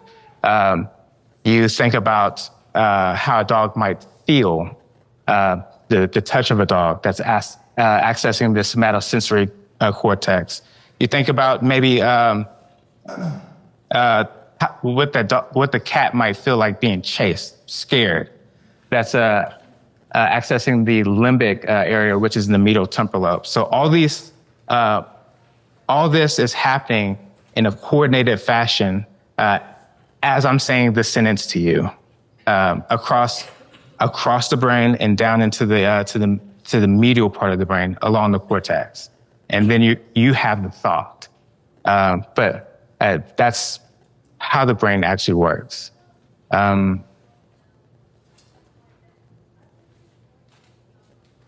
So neurobiology and artificial intelligence, what's the link? So this is Dr. Frank Rosenblatt. He is probably the father of like machine learning and artificial intelligence, even though he was building on some of the work that went before him back in like the 19-teens and 1920s. So some of this has been happening for well over 100 years. So he was a professor at Cornell University. He is a psychologist and a cognitive scientist and a neurobiologist. So he's the father of deep learning. He came up with something called the perceptron. I'll have a picture of it on the next page. But essentially inducing an algorithm for learning based on binary classifiers. Thank you, Margot, for laying the foundation. So he introduced his concept of the perceptron at Dartmouth College back in, I think, 1956. And this kind of started the AI boom. Okay. He was only 43 when he died, by the way. So he did all this before 43. That was pretty impressive to me. And I'm 41, so that's quite convicting. All right. So on the right panel is Rosenblatt's perceptron. So you have a retinal layer, it's like an eye, right? Then there's a hidden layer of inputs, or these are like the neurons. And then you have a trainable element or output. Okay, so this is what Rosenblatt thought the mind worked like, and he said, okay, I'm going to make a computer to kind of simulate that. This is what we think the brain works like. So take canary. Okay, so you have an item, right? So an input. You have hidden layers in between. So the can, has, is, a, and then the output. So it can grow, it can move, it can swim, it can fly. Okay, so very, very similar conceptually between what the brain is doing and what the perceptron or artificial intelligence is actually doing. Wow. Okay, got it. Got to fly. All right. So this is a machine learning expert and neuroscientist. He said, we're effectively studying the same thing. In the one case, we're asking how to solve this learning problem mathematically so it can be implemented efficiently in a machine.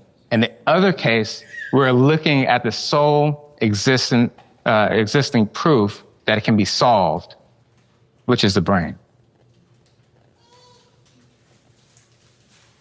So what is neurobiology, or what is artificial intelligence? It's really neurobiology applied to data science. This is actually what it is. So AI is an analog of the brain. So in AI, it's an artificial neural network that models human brain synapses as numbers in a matrix. Matrix is then educated with its extensive data and can efficiently process what has been stored in it. So the neurobiological concept of the brain is that the brain is an organ that senses, interprets, stores, and interacts with its data. Oh, it's only an analogy though. This is a simulation. This is not the real thing. So it's only a rough analogy. Our brain is way more complex actually than artificial intelligence. So, for example, a baby sees something on the order of 1 billion images in the first 2 years of life. What is AI trained on? How many inputs? What's that? 175 billion? A baby sees a billion in just a couple years. So imagine like what we have stored in our computers, right? In our brains. So we have immensely more data that we've taken in over our life than what AI is trained on. Okay, and most of the data that we take in is unclassified. Okay, we're not told what to think about it. Okay, yes. Okay, so and more than that, we're more than our brain, right? So we're body, we're spirit. We're soul, we're Christians, we have the Holy Spirit in us, we have the image of God. Artificial intelligence doesn't have that, okay? So, but what it does is it simulates what our brain does. So take the eyes and how we see. So the eyes are multiple cameras. That's exactly what the eyes are. It's millions of photoreceptors, which are cameras, attached to a cable that's attached to our visual processing center, the cortex in the back of the brain. AI, the perceptron, kind of does the same thing. I'm not going to have time to get into this. So dealing with data. So current applications of artificial intelligence. This is in terms of epilepsy. Is one of the things that we use it for seizures. So particularly in finding locations in the brain that are producing seizures. So on average, it takes a unread by artificial intelligence. It takes an average of 3 MRIs in order to find the location in the brain that's producing seizures in a person on average. And a person might be having seizures for many, many years at this point, and they have something that needs to be taken out. Why does it take 3 MRIs? It's not because the MRIs are changing. It's because the radiologist that's reading it is changing. Some are better than others. Okay.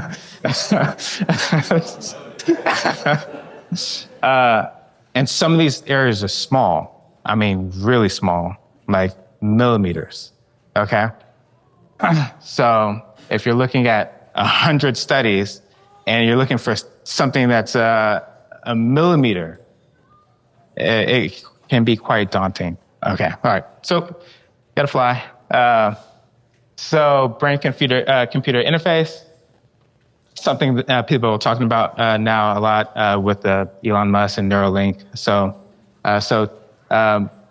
putting electrodes within the brain and then the brain itself talking to a computer and then performing a certain function. I'm not going to have time to get into this, but there's some benefits and definitely some drawbacks to it, okay, based on how it's used. It's currently being used. It can be used for epilepsy and for from Parkinson's disease and all these type of things. It's currently being used, but there's some drawbacks to how some people want to use it, okay? So limitations, Ms. Casey already talked about that. So think about AI practically, AI as a tool. So we had to think about all the things that we do when we use a tool. What's a tool made of? What's a tool made for? Does the tool itself work? How does the tool work? Am I the right person to actually use this tool? How well do I know the tool, and how can I prevent any injury from the tool itself? Okay. And then thinking about this as a Christian, I was kind of using the Heidelberg Catechism. So AI as a tool of good works. AI as a tool of good works. So what is a good work? So it's one done out of true faith, conforms to God's law, and is done for God's glory. So we should think about those things, those different aspects whenever we think about AI. Okay. So I just want to end on this quote from Cornelius Van Til in Foundations of Christian Education.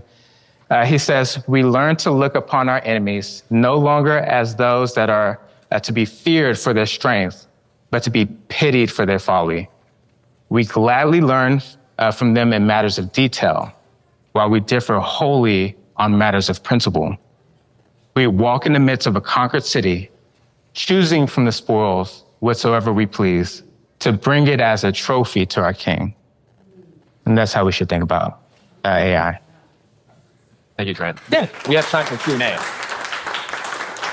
We got a few moments here for Q&A. Could you finish that one thought? It was really interesting. You said for somebody who is getting their brain scanned to find that point of epilepsy, it takes 3 scans if you don't use AI. Yeah. If you do use AI, what's that number? So if you do, AI it's pretty good. It can pick out these millimeter areas of injury or whatever the cortical malformation is. It could do it in the first time. First time. Yeah. Okay, so it moves it from 3 to 1. Okay, you got a question? We get 2 and then we'll save some of these questions for the Q&A as well, just a bit. So let's just do one of these here. Okay.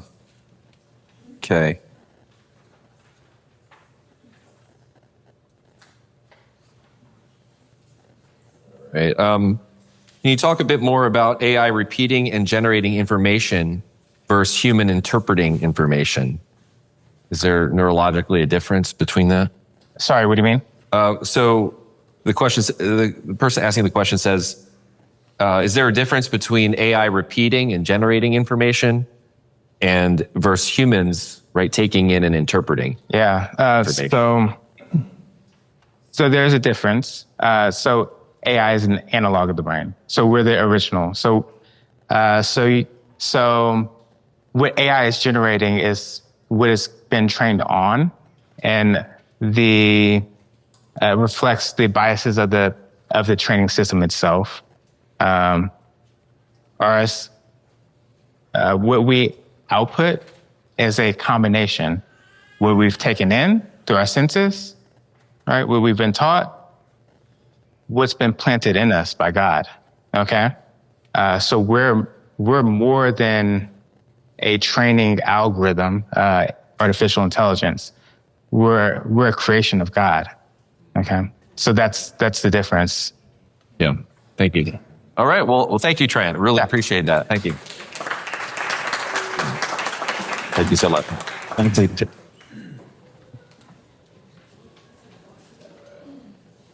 Good. Sharon, and I think I need to get your slides on there real quick. Would you like to introduce yourself while I get here? Yeah, no, I can. I could. Yes, I'm Russ Lipton. I am one of the people who, fortunately or unfortunately, is partly responsible for why we're here today, because I had the opportunity to be involved with one of the first natural language tools. First time that non-programmers were able to use something like English to interrogate computers, one of the first expert system tools. But I've also, by God's providence, I've been blessed to have a theological education, to be involved in ministry. So I am blessed to have the opportunity to talk about our Christian hope in the middle of all this. And although I have very strong views about the perils of AI, what I'm going to talk about would be just as applicable if AI was just the most wonderful thing ever, because our Christian hope really does not change as the millennia go by, which is one of the grounds of our hope, is that it's constant. I'm going to risk kind of reading the presentation you have in your handout, and one of the reasons I wanted you to have it was because of all the scripture references, which I'm not going to go into now, of course. But if you are interested, you could do that. How do I skip a slide here? What up here? Up here? So let's see. There we go. Yeah. It's advanced technology. I'm also going to. How about you just tell me? Well, that would be ideal. You know, I am very old. All right. So yeah. So what's the transhumanist hope of our I call them our wannabe AI masters? They want to defeat physical death. That's their goal. If they succeed, it would actually mean the death of human hope, not its fulfillment. And they won't succeed. They can't succeed. I quoted Job's words at the front of my slide because his hope, 4,000-year-old hope or so, is our hope. It's amazing. Where did his hope come from? He suffered terribly. It may have come partly from that. It surely came from the witness of God. God's Spirit was active, has been active from the beginning. Probably also he had heard it because it's based on a promise that goes back to the very beginning. From the very day that Adam fell, God gave this amazing hope, crazy hope, based on a promise that a future seed of Eve would be born. And that Son of Man would defeat all of God's enemies and finally death itself. We think that Eve probably might have, it's speculative, have believed that Abel was the seed. And of course, she was very disappointed and heartbroken. Seth came, but he was not that seed. later, and this is amazing, and I go into this not because rapture has to do with some prophetic scheme. It doesn't matter what view of prophecy you have. But rapture is something that has happened. Enoch and Elijah were translated from this earth. They did not physically die. This is important because what is the hope of the transhumanist? It's to defeat death. God demonstrated even in the Old Testament that he could take away the consequence of physical death in his holiest ones. That was possible. He demonstrated that. Later, Paul talks about having been raptured, and he hints it was bodily. He hints that it was bodily to a real locational, strange though it sounds, place, a third heaven, a place. When the Lord Jesus returns, those who are here alive will be raptured. They will not physically die. So physical death is not, in fact, the necessity we believe it is. It certainly came because of the fall. There's no doubt about that. But God could have come up with another solution. But he had something far greater in mind. He had the defeat of sin in mind. Because sin is the sting of physical death. That's the sting. It's not just physical death. It's the sting. And even those who have been raptured, Enoch and Elijah, they are somewhere. I don't know where they are. I mean, they are somewhere. They still look forward to the salvation that would come through that promised seed. They were not saved by being freed from physical death, from the curse of physical death. They weren't saved by that, but by the salvation in the Lord Jesus. And that promise is so great that an entire cosmos of corruption is going to be judged. Angels will be judged. By whom? You. How crazy is that? The earth will be burned so that a new heaven and a new earth can come into existence. So my point here is simply that our hope in the resurrection of the dead is, it goes back to the beginning, it goes until this day, and it goes through whatever we may face, good or ill, in the coming decades. He is not here, we say, right? Christ is risen. He's risen indeed. We have greater grounds of hope even than the Old Testament saints did. They looked forward. We do look backward to a part of the fulfillment of that promise because our Lord was historically, objectively, factually crucified. He did rise from the dead. He did ascend into heaven. But we're still looking forward with them to the fulfillment of that, final fulfillment of that promise. Let's go to the next slide. Rush.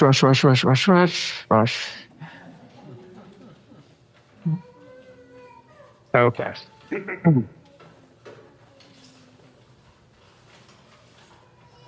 So AI is not one thing. In fact, part of it's, not surprisingly, marketing jargon.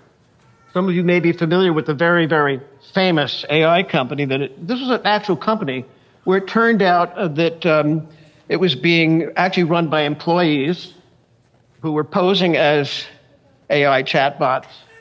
I believe it was in India, which would not be all that much of a shock. And besides this, of course, and not all AI researchers by any means, probably not even the majority, are what we would call transhumanists. But I do think it's fair to identify the main current of AI with that ideology. Because it's a project that's been going on for over a century. And currently, its goal, explicitly and intentionally, is to overcome disease and then death. Rightly or wrongly, they believe this is absolutely achievable even in the next few decades. So if nothing else, it tells us what is going on behind the scenes with a lot of the research, what its goals are. And there's a number of alternatives to even the AI we see today in terms of supplanting or replacing or in some way altering the human image. Hybrid humans with machines. I mean, Elon Musk and others are hard at work with that. Human brains uploaded to machines, or simply the extinction of humanity by a virtual successor. which would be considered a tremendous achievement by some of the people who are promoting this ideology. They would see it as a wonderful evolutionary, glorious achievement, not something negative. And much that's emerging from AI is marvelous. It's fantastic. I was involved in technology. Some of the things we heard, and we could probably come up with a list of 40 or 50 or 100 amazingly beneficial uses that AI can be put to. Here's why I am so concerned about its perils. It's simply because this is the first technology in human history that does try to simulate human personality and agency, doing things on your behalf and on my behalf. That ought to raise red flags, just most colossal red flags. Doing this within non-human silicon devices. And as Christians, we might want to and wish to, I would wish to use these neural networks in a very neutral fashion. The problem is the dynamic behind these technologies are tempting and inducing and even constraining us to inquire of these tools as though they were ensouled human entities. That's a very serious inducement to be putting in front of any human being, and particularly in front of a believer. And whether this is an intentional conspiracy or it's just something kind of serendipitous and coincidental, in one sense doesn't really matter. I'm not a believer that there's 5 or 6 people running everything behind the scenes. I mean, if they are, they're incredibly incompetent.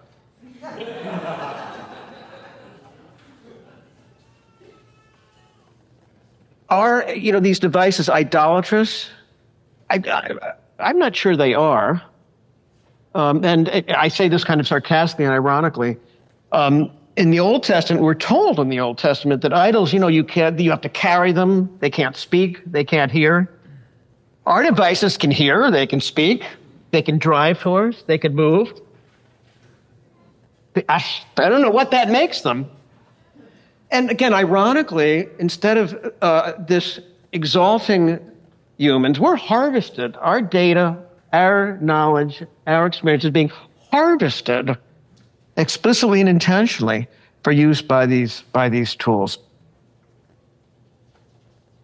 I think the concerning thing is that these tools arise out of an explicit, and when I say these tools, I should say the impetus to personalize them. Again, I want to emphasize, that's my concern. It's the impersonation of a human soul, human being, that's the alarming and dangerous thing. Not the tools themselves, not the way that they try to model the brain, not the use of neural networks. That's fine. It's interesting. It's fascinating. It's exciting. It's the move to impersonate that I believe is the source of tremendous concern and alarm. The hope that they have of overcoming death, if it was achievable, would be a disaster. It's not a hope in bodily resurrection. It's not the overcoming of sin. However you look at the literalness or whether you think it's symbolic about the long lives of people before the flood,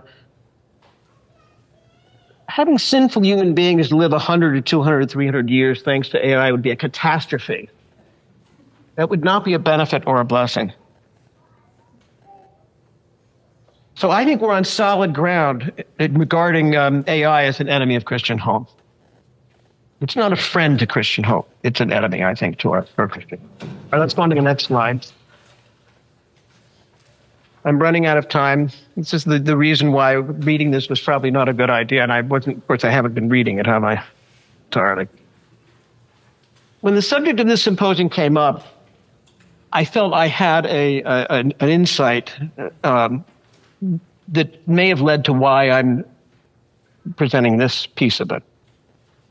And if this is the last thing I leave us with, it will be more than enough. We've been given the Holy Spirit within our spirit. He is literally undetectable, unknowable, and untraceable. That spirit within us by any technical algorithm. So in our inmost man, that algorithm cannot detect us. By that same spirit, we're in union with the ascended Lord. He's alive, and he has physically ascended above all surveillance systems, above all control. And in him, we ultimately cannot be controlled. Now, this is fully orthodox and biblical, but I think if we could really be refreshed by this, it would deliver us from all fear of these systems. We need to learn to live out of that place where we're in this environment of AI, but not of it, even as our Lord did. You know, if you read the Gospels and go through the Gospels, you discover that our Lord Jesus was a tremendous source of frustration because he could not be tracked, his life could not be controlled. And in fact, I've come to believe that it be a very exciting thing to do to go back and work through the entire scriptures from the vantage point of what we're facing and see the marvelous myriad of ways in which God's people could not be controlled and tracked by the world system. And I think we'd see a lot of specific applications as we go forward and our children go forward confronting these actual tools that are new to us. So skip, I don't know where we are here. I actually skipped to the last slide because I can address the one before that. How do you know that I did not give you a Chat GPT presentation? Where I'm going with that is, if you knew me, you would know that I would not do such a thing. The coming years are going to demand high trust, high knowledge relationships between people. Where does that best take place? In the church, among God's people. You know, in times of challenge and persecution in Russia and China and other places, it mattered supremely that you could trust the people that you were closest to. The other dimension of this is we need to recover and return to the past that these tools are trying to separate us from, alienate us from. And that's a past that goes back from the beginning of Scripture all the way through 20 centuries of Christian and church life together. Recovering that together is going to be the best way to move into the future, the safest way to maintain our Christian hope. And it's God's plan, which has always been corporate. It's always involved his people living together until his coming. Well, that's my presentation, and if you have any questions, let me know. Excellent. Let's take a few questions. Thank you, Walter. Let's take a few questions specifically for Russell, and then we will move the TV to the side, and we'll have a quick Q&A for about 30 minutes. So go ahead, actually right now, go ahead and just start writing down your questions for the Q&A. And I'll ask this one question I have here. Oh, this is for the panel, actually. So you have a specific question for us? You can give that to me. I answered all questions. Okay, here we go. Talk about this one as we transition to the 5-person panel, and y'all can continue to write down different questions you have for the panel. How do you envision God, the Holy Spirit, using AI? Say that again. How do you envision God and the Holy Spirit using AI? I do not envision God, the Holy Spirit, using AI. Here's the way I would put it: is that at the very utmost, an AI is not going to provide better guidance than any unbeliever would.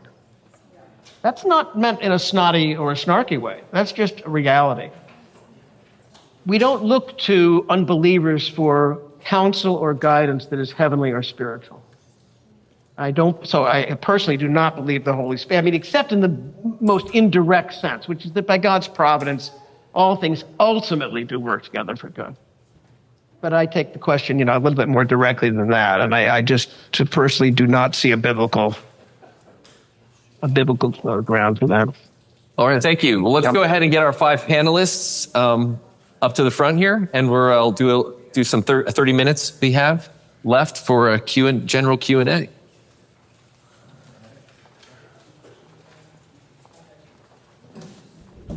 Trent, since you like to roam, I'll give you the No, sit down. No, we have to give one to somebody. Okay. All right. Well, okay. I guess I'll be that guy.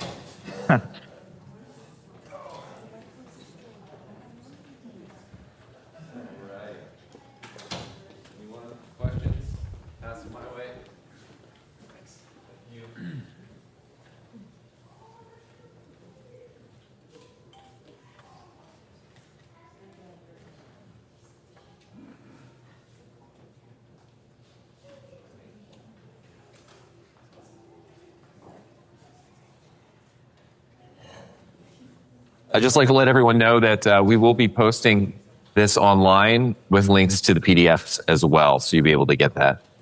And everybody go ahead and pull the mics close to your mouth. Yep. Thanks. This is close. Go ahead and get those mics close. All right. This is close. All right. Lips touching.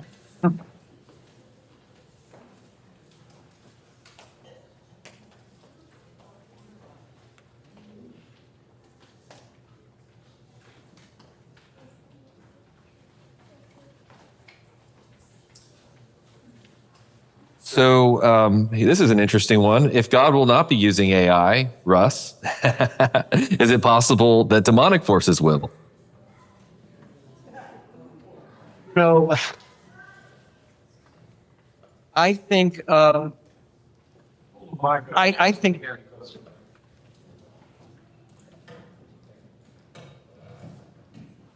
I think the short answer is I don't know, and I think that's. I don't know. I think it does partly go to this matter, which I don't think we need to be that kind of afraid of AI or of using AI. I'll just leave it at that. Maybe our other panelists can address that.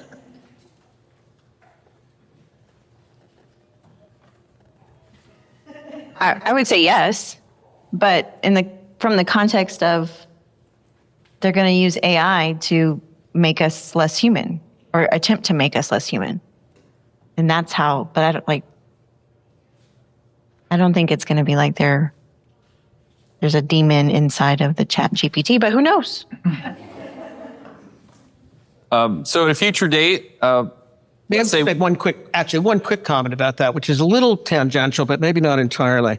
I actually do know someone who had a psychotic break, who uses AI successfully at work, and continues to use it. It's not that they're unable to use it, but they had the experience that when they began conversing with it wasn't ChatGPT, one of the chatbots, in a way where it began to mirror itself back, which they're engineered to do in a very superb way, began mirroring itself back to him in such a way that it began to echo and remind him of the break he had had. It was leading to those same exact thoughts. So I think that's different than the question of whether it's going to provoke some sort of demonic experience. But they're very powerful tools, is the point. And I think the question is partly theological. I don't know if Kurt, if you want to jump in, because we're really talking about what is demon possession. What does it require to do that? Okay, could a demon possess an AI algorithm? Is that possible, or does it require something else to possess? Is that right? Yeah, well, let's continue because I think that one might take a while. But all the tools that we create offload some sort of job for us. For example, you gave I think, Krystal, you talked about Karate Kid. He had to paint a fence. Well, what if he used a spray paint can, right? He's reducing the load of the work. So why can't we view AI in that same way? Or how do we use, or is there a way to use AI in that same way without it sort of destroying our ability to create those virtues that you talked about? So I would say yes, because I use it every day. But it's kind of like the ring, y'all, right? In the Lord of the Rings, like the more you use it, the more you want to use it in some ways. In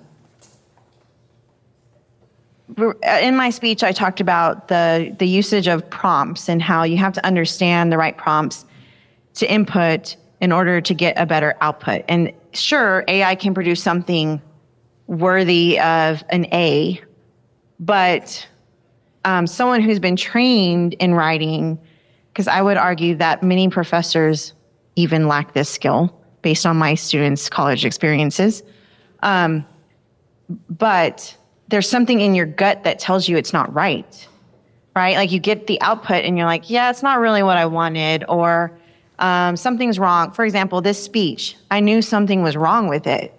And I kept rewriting it and took it to a group of my coworkers and said, hey, can you guys tell me what's wrong with my speech? And it took like a group of us reading it and thinking about it and figuring out what in our gut was off. And that's just not something that AI can do. So we can use AI. I can throw it in there and say, reduce it to 1,800 words, reduce it to 1,300, which I did, by the way. But it cut out all the good stuff.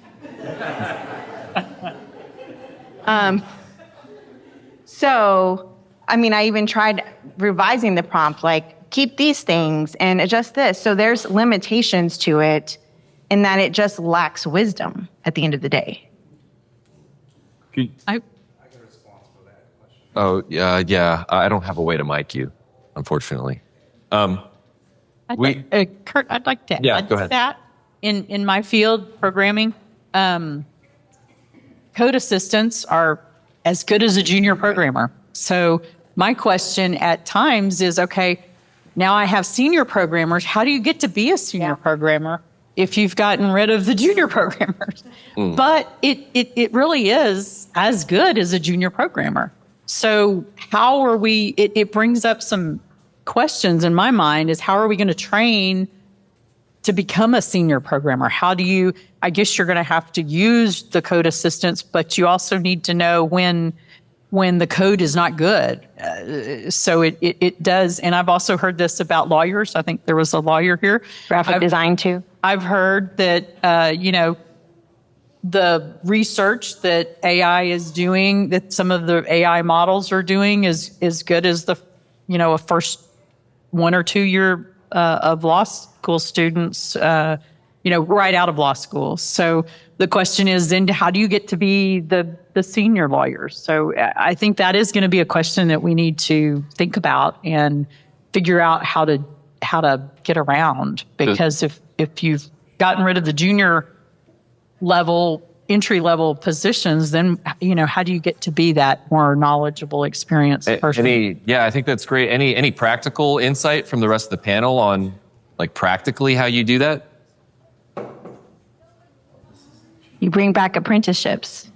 You learn these skills because you're going to have to work for free, right? What were the original apprenticeships? You didn't get paid for them. You went and you supported somebody. You were their assistant and you learned the skill while you had to hold another job. So I think the only way you're going to be a senior graphic designer is if you're holding this other job and you're learning from a mentor on the side. So bring back more of a mentorship model. Yeah, excellent. Here's a question. Talked a little bit about art. You've talked about it in context of writing, medicine, and education. What do you think about it in terms of art? People are, instead of hiring someone to make art for them, are just typing in a prompt and putting it in their church bulletin. I've not done that. There are models that are trained to create images. I don't know if I could call them art, but to create images from text. DALL-E, I think, is one of the models that does that. And it actually, I've tried some of it. It's good and bad. And I think you can just like you do with ChatGPT, you can keep refining your prompt and get better and better images. And I've done that with a children's book I was writing. And actually the little character it came up with was actually pretty good. But, I wouldn't call it art. So, no. Any thought, Dan? Well, that's the fundamental question I think I would follow up with is like, well, what do we mean by art, right? Because we know what like illustrations or doodles are, right? I think that's more what these programs are outputting, particularly because they're not using really any creativity to make what they're making, right? They're trained on millions and billions of, oftentimes, copyrighted images of real artists, who use their original creativity to make these things. So I wouldn't even call it art in the first place. So it could perhaps pass as art, but that's a whole other, ethical quandary. And there's lawsuits now about, the training data being used to feed these models and how a lot of it's copyrighted. So, there's just a lot of things that have to shake out, like in the legal system, and it's tough. I would go back to what you said. What is the purpose of the art? So is the art and this goes back to the definition, but is the art for the audience? So is it meant to embody something that the audience is supposed to take away? Or are you creating like a coloring page for a child? And so then if you're creating a coloring page for the child that's of a history lesson, it changes the context or the purpose of why you're using AI to create art. So if the purpose is to share a message with someone or a truth with someone, then it would be an inappropriate use, I think. I think this of AI.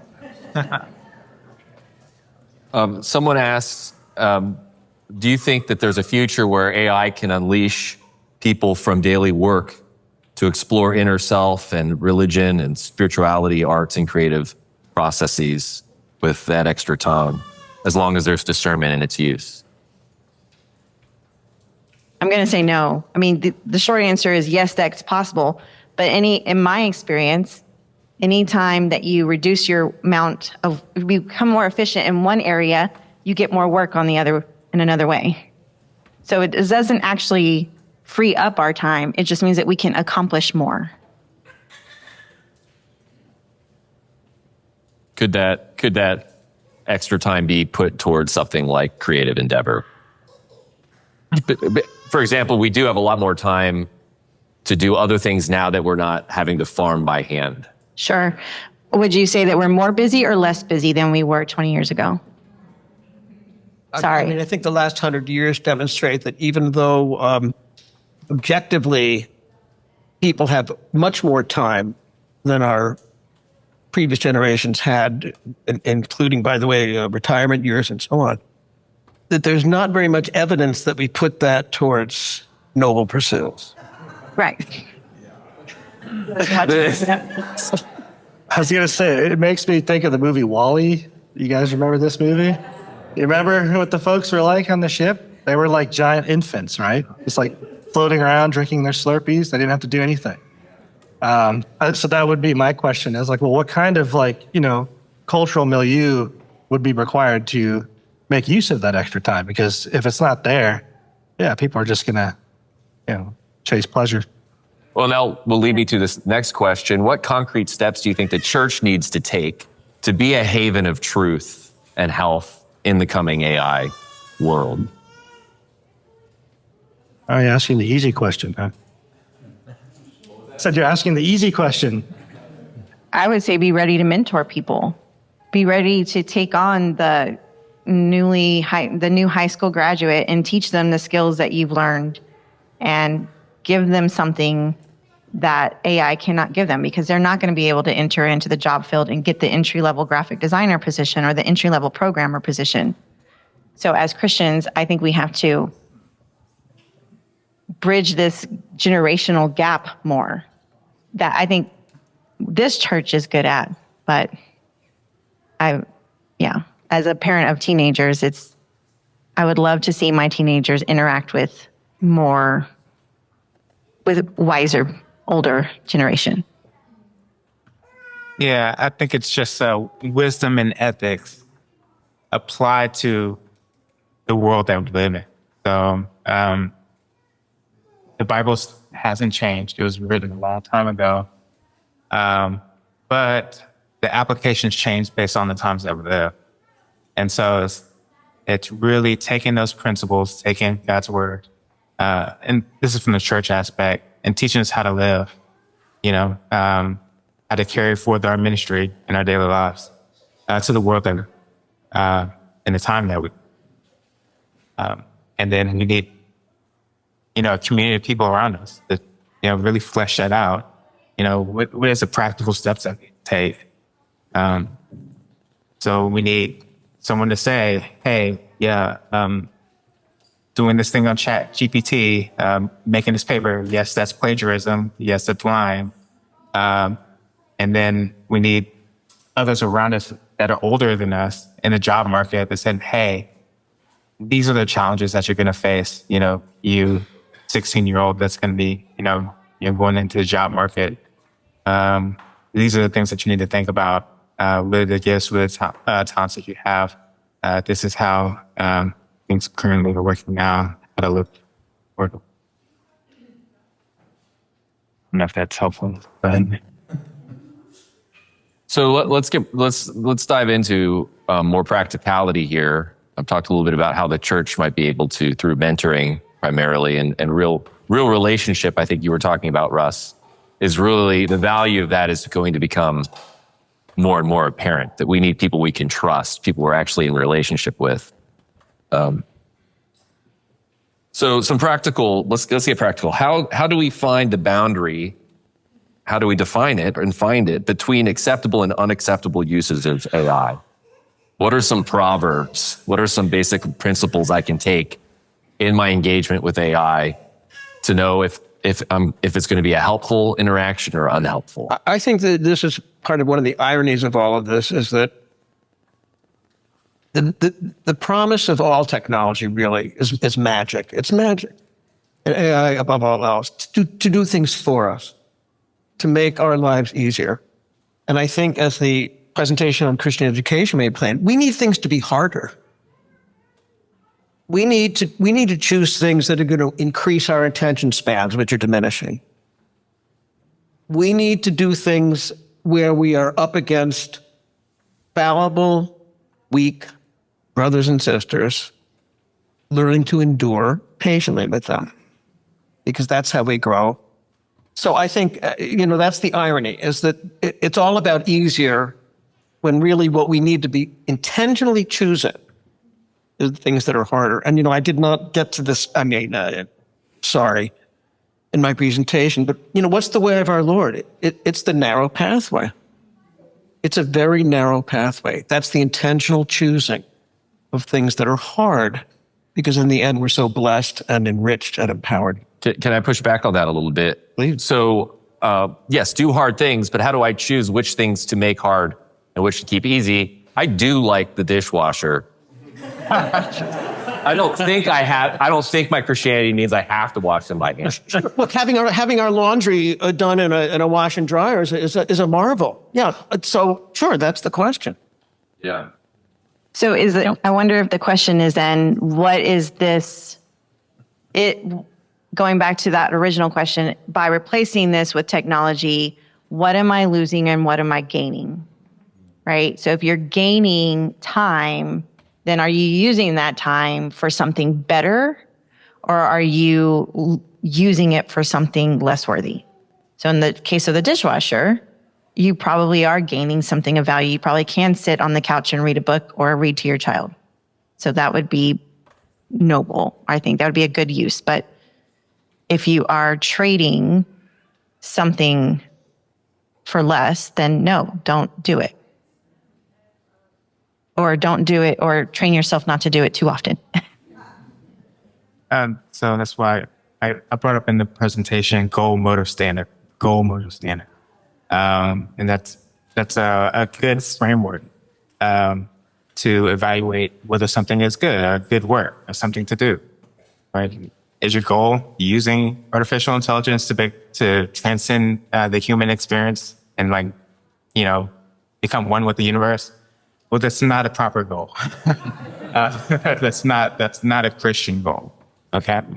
Are you using it to run around, not doing something that you were told, you being disobedient to someone that's superior to you, that's your pastor or your priest, your teacher, well, then you're being disobedient. You're breaking God's command. You're breaking the standard.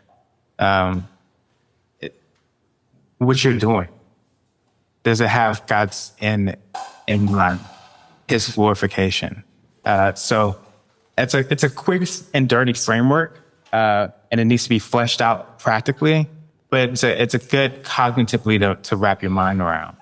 And I think some good uses are related to when there's so much data that a person can't do this manually. I mean, now there's sentiment analysis tools that companies are using to tell if the reviews are good or bad reviews and to rate the reviews. And, to having a person sitting down, reading all the reviews and rating them, what is the benefit of that? I don't want to go back to my adding machine. I love a spreadsheet. I don't, then there's no benefit to me doing a hard thing such as adding on an adding machine. It's so much easier to highlight a column and say summit, that I don't want to, do what I used to do for Sears, 50, 60 years ago. I don't know, 50 years ago, I guess. Yeah. I can't subtract now because of my spreadsheet usage.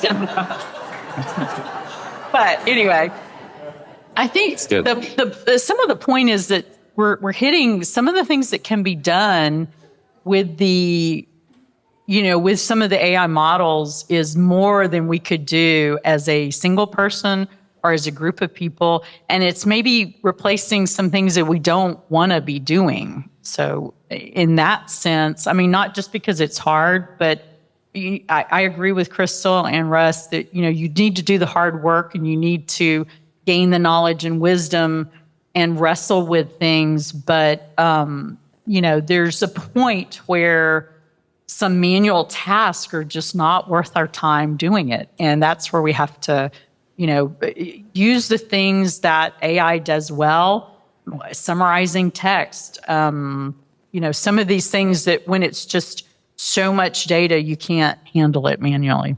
Yeah. Mm-hmm. So that would be an appropriate use. Well, maybe we can think about some hard no's.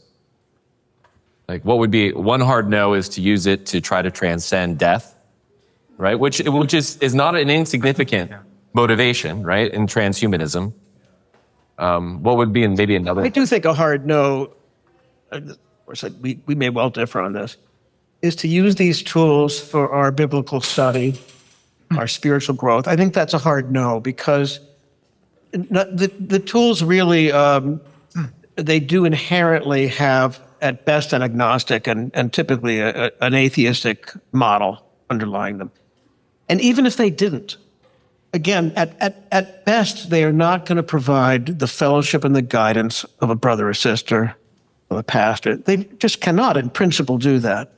So I think this is different than asking for a simple summary, but I think to the degree that any iota of guidance is being sought from a tool as though it was a person, as though it was a soul, I think that really should be a hard no that we're trying to train our children and one another to avoid. So that seems to be a commonality I'm seeing. If we're treating AI, interacting with it as if it were a person, this is a hard no. Yeah.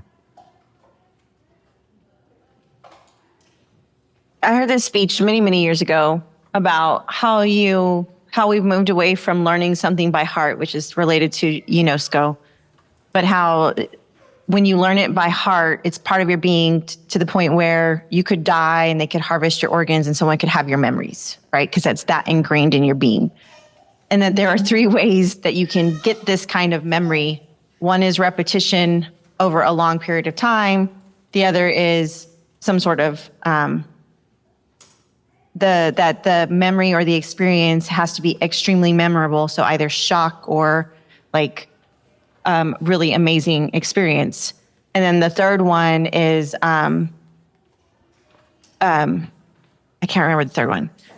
So, but my question is just maybe that is a deciding factor or a question we can ask, like how much repetition has been put into this so that we actually know it by heart. So then we can move on as part of your being, and you can move on to AI and use it efficiently. So here's a general distinction that might be helpful. Whatever tool you're using, and obviously in this case, it's AI, if it helps to enhance or restore human dignity or proper function, it's probably good, right? As a general kind of principle. And then the opposite, I think, is also true, right? If it diminishes human dignity or somehow enables us or like coddles us to then like atrophy in various ways, atrophy cognitively and morally, spiritually, probably a bad thing, right? So if you start there, you can obviously take individual cases and try to work out the details. But, I think like just for example, if there are ways to help certain people with cognitive malfunctions and disabilities with AI under supervision, I think that could be a good thing. Obviously, you'd have to spell out the details, but in general, that sounds okay to me, right? But then the opposite is true, like just letting your child sit and chat with a chatbot for 10 hours a day, like without knowing what's going on, sounds like a pretty bad idea to me, right? So again, it's just high level distinction and we'd have to work out the details, but I think that might be helpful.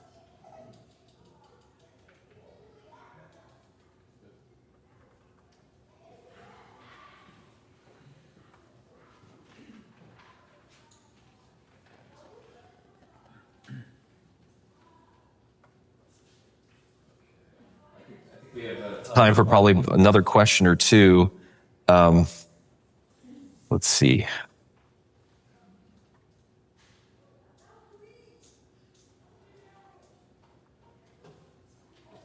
So this person is asking sort of to do an imaginative experience or imaginative exercise.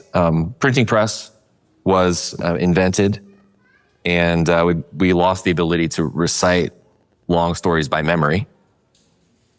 And now we revere reading and actually revere it as largely a lost skill in many youth. Someday, will AI be the skill? Or I can't quite read this here. What's the question? Classic AI be a skill that we're more losing? Will AI be something that we mourn losing? Ability to classically use AI in an ethical way. Yeah, I'll give you an example of an amazing thing that AI could foster, and even now it's starting to foster. Most people, when they prompt a chatbot, they do it in, understandably, a very simple way. They halt the process of prompting very quickly after getting an immediate simple response. In fact, even with today's tools, prompting can be an extremely intensive, challenging, hard, humanly hard, and extremely productive activity, which pushes these tools into areas that are amazing, by the way, astonishing. Now, I'm not talking about as persons, just as tools. So in theory, we may be at the beginning of what prompting a chat tool is all about, with scant understanding yet of how to use that in a way that could lead to really humanly useful, extremely useful civilizational results. Might shock you coming from me, but I mean I think that's true. Well, let's thank our speakers here for some great presentations and for their time.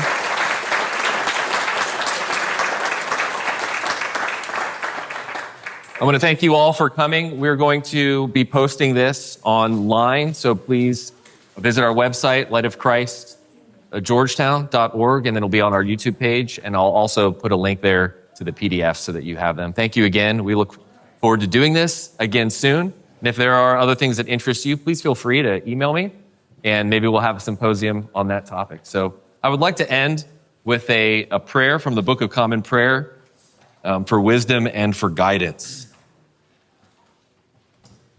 Let us pray.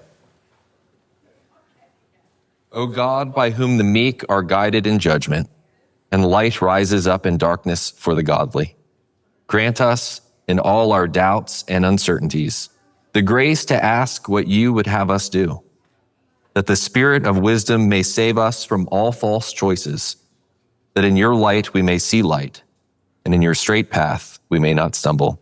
Through Jesus Christ our Lord. Amen. Have a wonderful day, y'all.